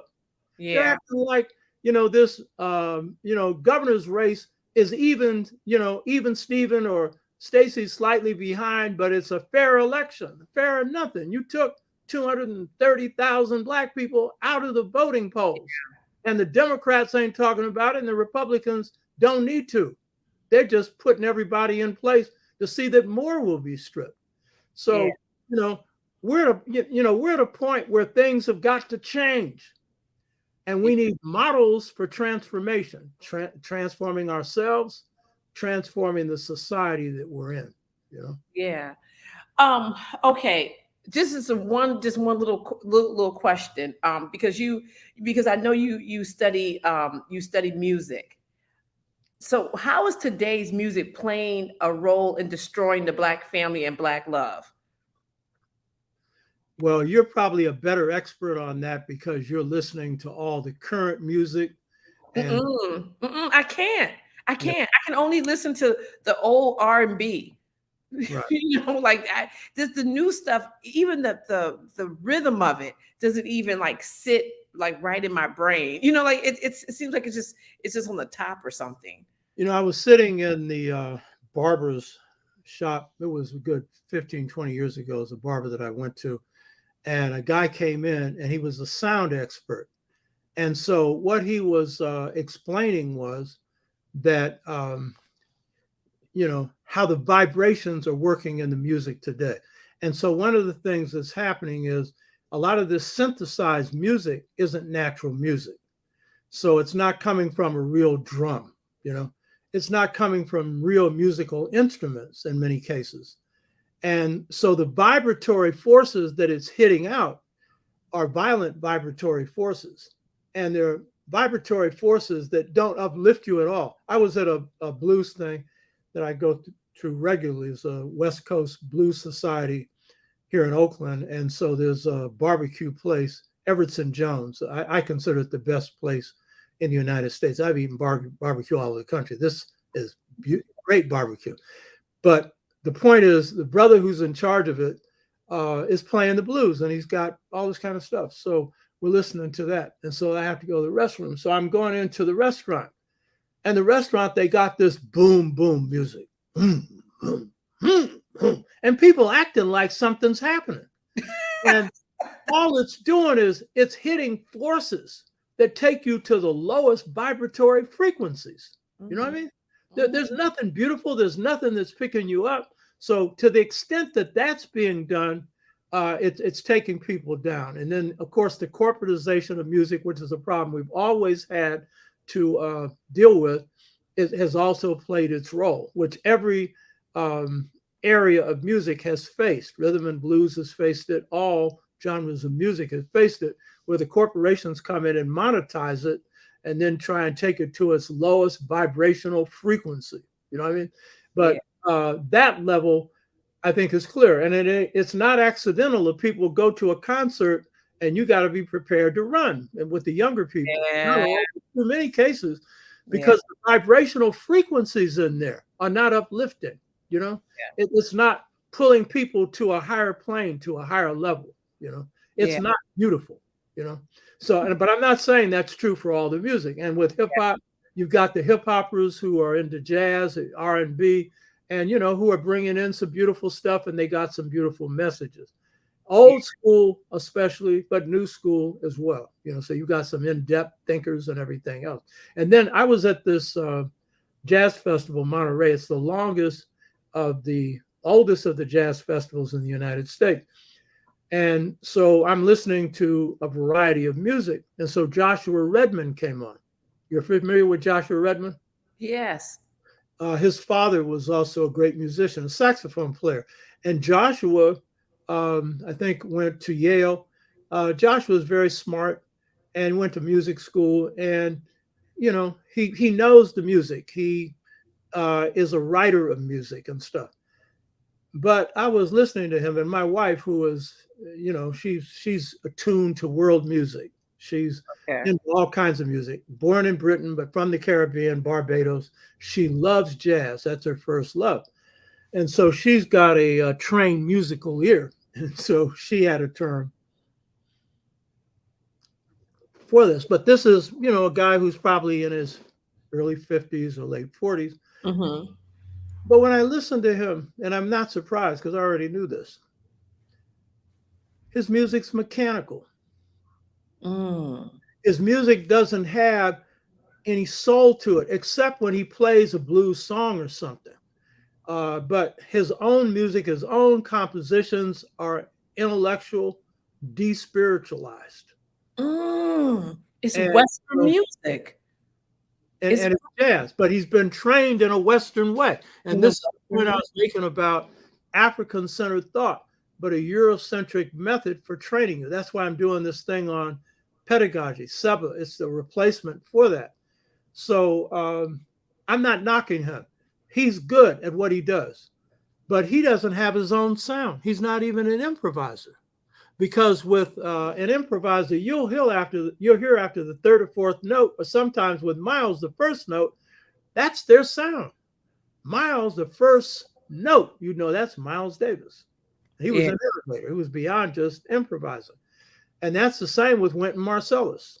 He's a conservator of the music. Yeah. He conserves old music and can play any form, and can play classical and, you know, jazz. And he comes from an accomplished musical family, but he doesn't have his own sound. Dizzy said of him, he ain't no Miles, because Miles played the trumpet.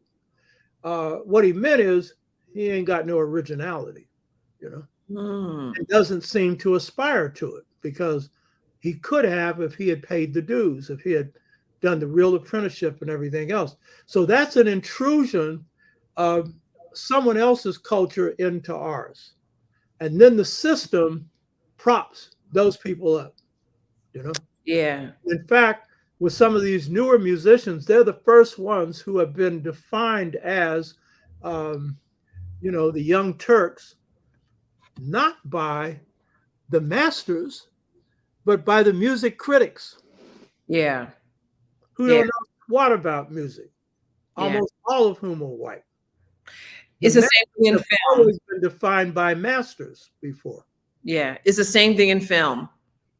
It's the same thing in film. Yeah, Halle Greenman talks about this. He calls it a pick a Negro syndrome, you know, where the media will just pick a person and say, okay, this is they're the best at this. And so then that person that they pick now disconnects from their elders, from their council of elders, disconnects from all of that, because they think, because, you know, this voice has said that you are the one now, but you're not the one, you're just learning, but now you won't be able to really reach your potential, because you've cut off your line to eldership. You've cut off all your learning. Exactly. You know? Yeah. Skip Gates is in that same position. You know, I thought that was a Dr. J phrase. I thought that was a Dr. J phrase. Yeah.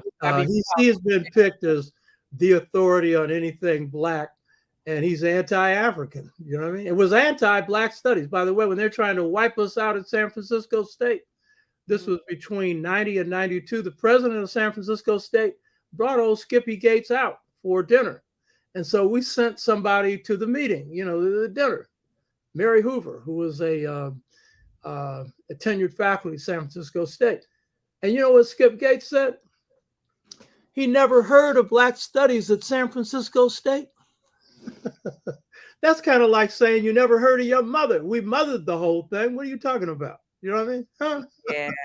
They could always. Well, he set up, you know, to do the commentary on the Black church. He's doing his genealogy thing, his commentary on various areas of Black culture, and or that show that was done on Malcolm X, you know, on wherever. Yeah, I think it was on PBS. Was it on PBS? Wherever. Yeah. He brought in Baba Zakanda. Now, had he used him, then you would have really heard something. By the way, look at the interview I did with Zakando. He's the authority on the assassination of Malcolm X. And so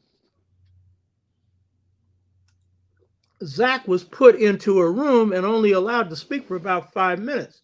But the guy they had on, Muhammad, who did a good thing, the good thing that came out of the show was proving that one of the Muslims who had been charged with killing Malcolm was innocent, and they dropped the charges and all this stuff.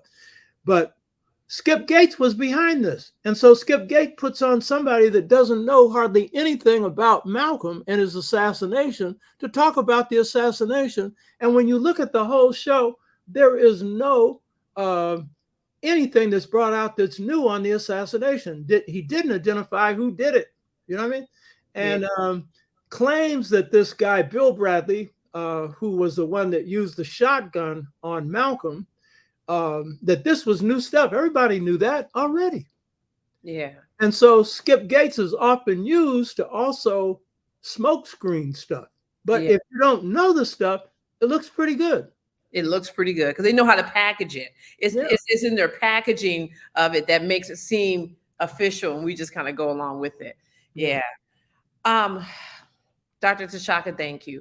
But before I go, Oba Wale, Africa, he texted me. He put 3 messages up in this chat, and he wanted to know this: if you had, were you able to see Amilcar Cabral when he visited the States in '72? No. I was in the midst of doing African liberation support work because as chair of the Pan-African Peoples Organization, we were just launching, because this was a national movement, African Liberation Support Committee. And at that time in '72, there was a sister named Belvy Brooks who, and another sister who were in charge of the Bay Area. And then 2 years later, my organization, me leading it, we had those demonstrations averaging 25 to 30,000 people a year and providing material support to African liberation movements. So I didn't meet Cabral, but Cabral, as you'll see in the background here, this side, the guy with the sunglasses, that's Amilcar Cabral. He's the greatest leader in the 20th century. Best thinker, best organizer, best military leader, and a great human being. And he went through these 6-fold stages to mental freedom because he had been assimilated and he had to de-assimilate. So yeah, Cabral is someone that I still draw from because he was a master at his work. Guinea-Bissau, Cape Verde. His people were born, his family, Cape Verde. He was born in Guinea-Bissau. Great man, great leader. And I read what happened there, but I wasn't there, you know. No. Wow. Yeah, you're gonna have to link up with Oba Wale Africa too. He has a platform. You know, you have to make your rounds. Yeah, I do. Yeah, you get to make your Give me rounds. the hookup, or he can reach me, one or the other. Give me the hookup. You got to do the hookup. So you got to do the hookup with Voice of the Ancestors. I'm saying it on live. King Simon and Oba Wale Africa. You got to do the hookup with those 3. So I'm gonna make sure that happens. Right on. You said right on. That's what's up. Dr. Tashaka, thank you so much. You said you gave me some things to think about. I like how you talked about the either or and how you had to transform from that. That's really powerful. It's not, we don't live in an either or society. That's getting us in trouble. I like that. Yeah. Yeah. Yeah. Oh God, you got so much stuff to come out. I'm telling you, like a Marvel movie. So we're going to come back because this whole thing about astrology, like you just tapped into it a little bit. But you also want to pursue more deeply this thing on African families because I just hit the surface. There's a lot more to that. So yeah, there's a lot of little things. Yep, and family, I put the link is in the it's in the chat. So you can just go on there and you can get all of Dr. Tashaka's things. And Dr. Tashaka, can you just hold up each of your books so that we can see them all? You know, and the title so people know. This is the one. So the ones that I have available for sale are this one, Return to the African Mother Principle of Male and Female Equality. And then the Integration Trap, Generation Gap, Caused by a Choice Between Two Cultures, and The Art of Leadership, Volume 1. There are 2 volumes, but the volume that's available for sale is this one, The Art of Leadership, Volume 1. There are 2 volumes. The other one is not available. It'll be reprinted, Volume 2. These took 10 years to write. It's about 900 pages. And this is not on great African leaders. This is on leadership systems. And so this went through drafts and whatnot. And this book is used all over the country. It's used by Black seminarians. It's used by community organizers, used in Black studies departments, used all over. So that's a 4. And then the one that is not out now anymore is The Political Legacy of Malcolm X. This book was rated #1 in the New York Times by Michael Eric Dyson against all books on Malcolm. And it's the first book I wrote. Malcolm was my second master. Paul Robeson Marcus Garvey was my first. So this book took me a long time to write, even though it's one of the shorter books that I've written. And I'm going to do a revision of this book before it's republished. Some other material that I have that I want to share. So. Okay. And you know what? One other thing. Okay. People get a chance, watch the show tomorrow. It'll be the Dr. Oba T'Shaka show. The highest level of innovation comes from piping into God's mind. The lady sitting next to me is my wife, Pamela Hurley Tashaka, George Washington Carver on the other side. So this goes into part of what I covered here, but other dimensions as well in terms of innovation and how innovation works. And that comes on at 10 in the morning tomorrow, and then you can get it anytime you want to. Just click into that channel, Dr. Oba T'Shaka show. Okay. And Dr. Tashaka, I think this is the picture you were talking about that's in your book, right? Yeah, exactly. Okay. Yeah. So Reggie Mabry, when we went to the museum this weekend or last weekend, he was texting me. He was like, we took pictures of that. And so I was like, because I was looking at the thing, I was like, it looks familiar. And then Reggie sent me the thing. So yeah, that's the picture we took. That's in the museum. That's on your book. Yeah. You see the way, the chest is extended, suggesting breasts. So that's the feminine within the masculine. And then the man there is wearing a normal beard. But the sister, she has the beard of a deceased pharaoh. And so that's the masculine within the feminine. And these are two beings that are sitting on the center of the earth, because the Dogon, the masculine and feminine, male, female principle, central principles of the cosmos. So this is basic, fundamental to Dogon and to African philosophy. Yeah, it's beautiful. Yeah. It's one of the larger ones that I've seen too. Yeah.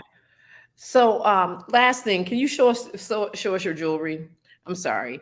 I was going to be vain and ask for you to show me in the beginning. That is fabulous. Wait, let me make it big.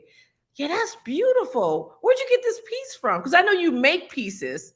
Okay, I had a designer in Tanzania in 1984 do this design, and it's Maasai. It's kind of hard to see because of the whiteness, but on one side you see a man holding a spear, and on the other side it's like a woman with a ball.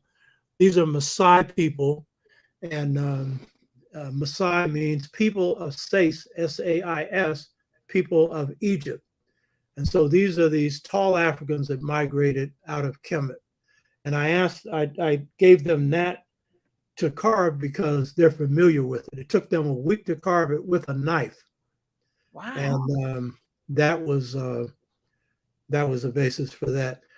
This is a ring that I had made in Egypt in 2006. I took my wife, I was courting her then, from London, brought her to Egypt. And so I went to, they have these places that are factories. So I went to have them design a ring for me. And so this is the scarab. My name, Tashaka, means beetle.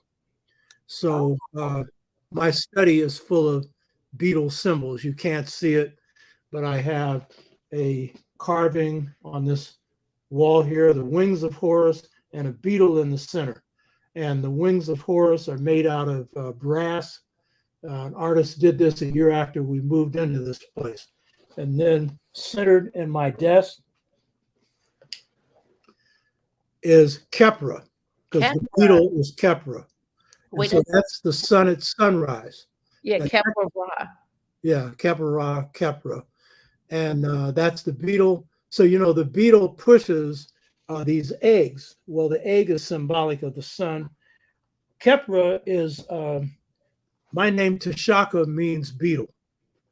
And so that was an insulting name given to Shaka, the head of the Zulu nation, because his mother was not married to his father. So they gave him the name Shaka as an insult, but it actually means, in all over Africa, the beetle is symbolized as androgynous. It is not, but symbolically it is, meaning the union of masculine and feminine. Oh. Again. Wow. Okay. It's also representative of the sun at sunrise, and it represents the young pharaoh, whereas the sun at noon is Horus, symbolic of the pharaoh. So it's the child pharaoh. I'm born at 5 a.m. So it's my netter. So when I have this here, it's reminding me to be creative and to draw the feminine as well as the masculine principle, to unify them. That's been my life journey. So this isn't something that I just wear. This is an expression of me. This is me. You know. Yeah. You have to be it. Yeah. Yeah. This is you. This is you being it. That's what's up. And in fact, we call this place that we live in Kepra's Villa. I love that. Kepra's Villa. That's nice. Kepra's village. My mother, my wife told me to call it villa. I had said compound because, warrior compound. She said, no, villa. That does sound better. Yeah, that sounds very, like sexy, sophisticated. I'm going away for the weekend to the villa. Yeah, that's what that sounds like. Well, this is what this place is. This place is by the way, when I got this life reading in 1982, one of the things the guy told me, Eric, he said, you're going to live in the country and the city. Well, I was living in Richmond. That's a country. And it's a city, Richmond.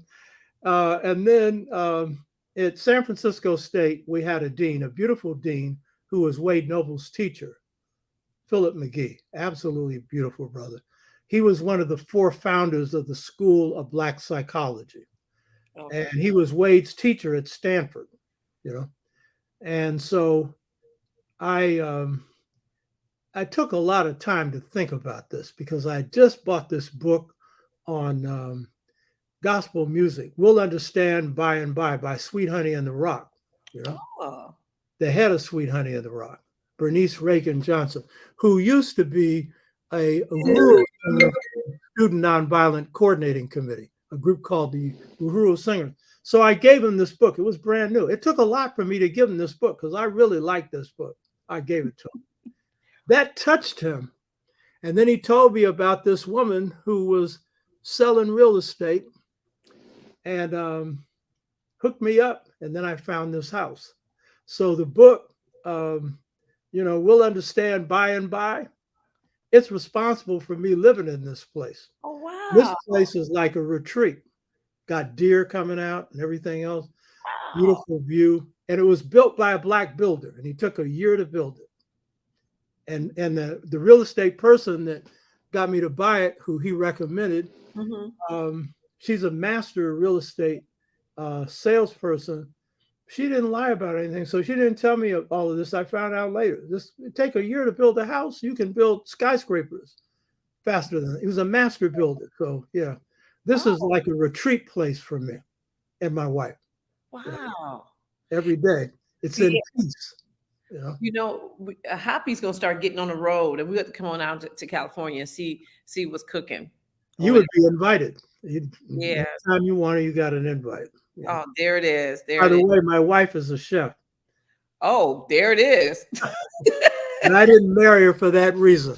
In fact, I had decided I had a set of criteria for a wife that was so long it was funny. And that wasn't one of the criteria. That just happened to fit in. You know what I mean? Oh yeah. Oh yeah, I'm definitely coming now. Yeah. Oh. Pam would like you. You got similar spirits in both Virgos. You know what I mean? Oh yeah, yes. I know your wife. I have to. Yeah. We already talked about that. I know her. That's what's up.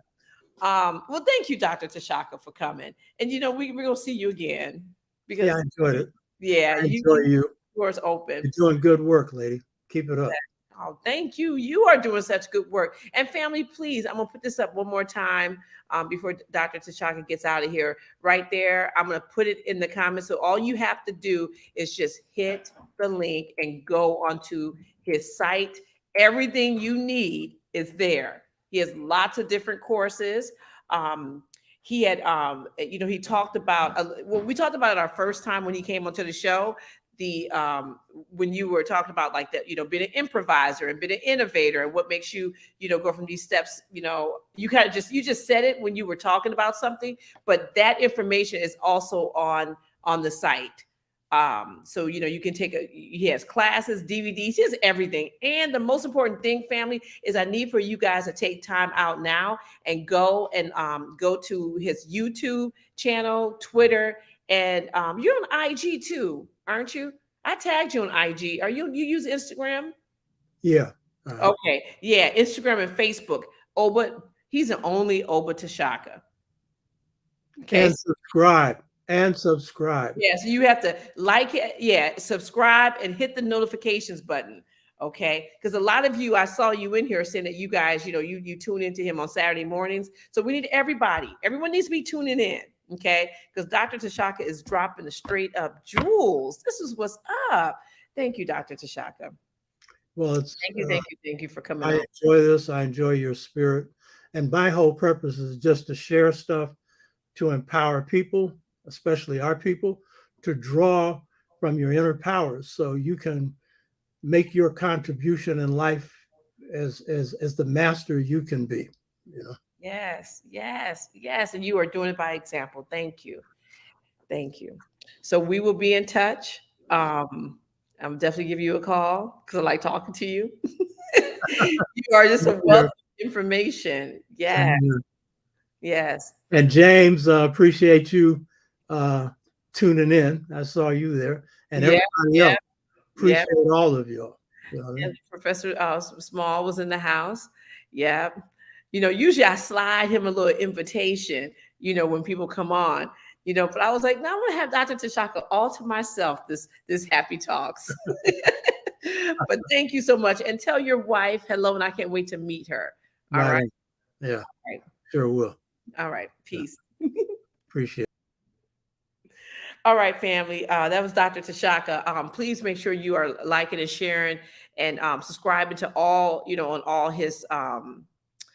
of his platforms. So family, listen, this is a little thing I have to tell you guys. If you got to make sure you are signed up to our newsletter because we're about to be dropping some stuff. And if you don't have the newsletter, unfortunately, you're not going to get the link that gives you the discount, right? Because we're not going to put the discount any other place except for in the newsletter. So make sure you go to hapifilm.com and hit the Get Connected button right there and get connected. Make sure you are signed up to our newsletter. You can hit the get connected. Make sure you've seen HAPI. It's really important to see the documentary so you just know how all of this plays together. And then you can always get merchandise. We have a lot of good merchandise on there. And some of it we're never going to order again. So it's about to be vintage because we got some new stuff coming down the pike. I'm just saying. So you might want to get the old stuff so that you can have vintage HAPI wear. Okay. I'm just saying.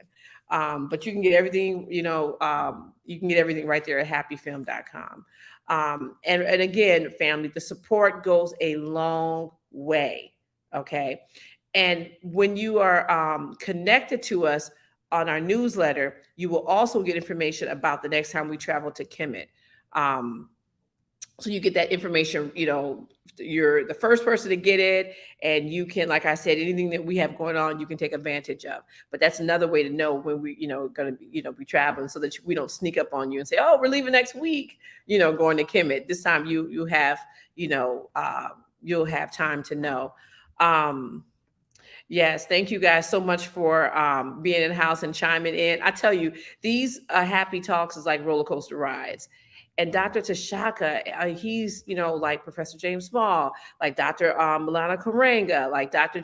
Jeffries. They have so much information that they are just, can't wait to share with us. So, please make sure that we're supporting them any type of way, that you can. And definitely making sure you're following them on all their platforms is essential. Well, I think that's it, family. Make sure, like I said, you are assigned. You like to share this video. Thank you for all your Cash App love. I'll put it up there one more time. If you want to donate, right there, it's and we got the whole show your happy love thing from King Simon, who was up in the house as well. You know, he was like, "Oh, slide me some love," and I was like, "Okay, I like that." So that's where we got that from, right there. So you can, you know, hit us on $hapifilm to donate. And if you're on Facebook, you can donate by buying stars, which is really cool. Or if you're on a super chat on YouTube, you can, you know, hit the super chat. So, you know, that's it, family. It's been really live, and I can't wait to see you guys on the next time around. You know, we have another good HAPI Talks that's just around the corner. So, peace and blessings, family. I don't know what we can talk about in this nation without talking about white superiority, honestly. Who defines the meaning of God also defines the relationship between economy and God. African Americans spent $1.3 trillion last year, making us the 16th wealthiest nation in the world. Why have we not turned those riches into wealth to develop our community?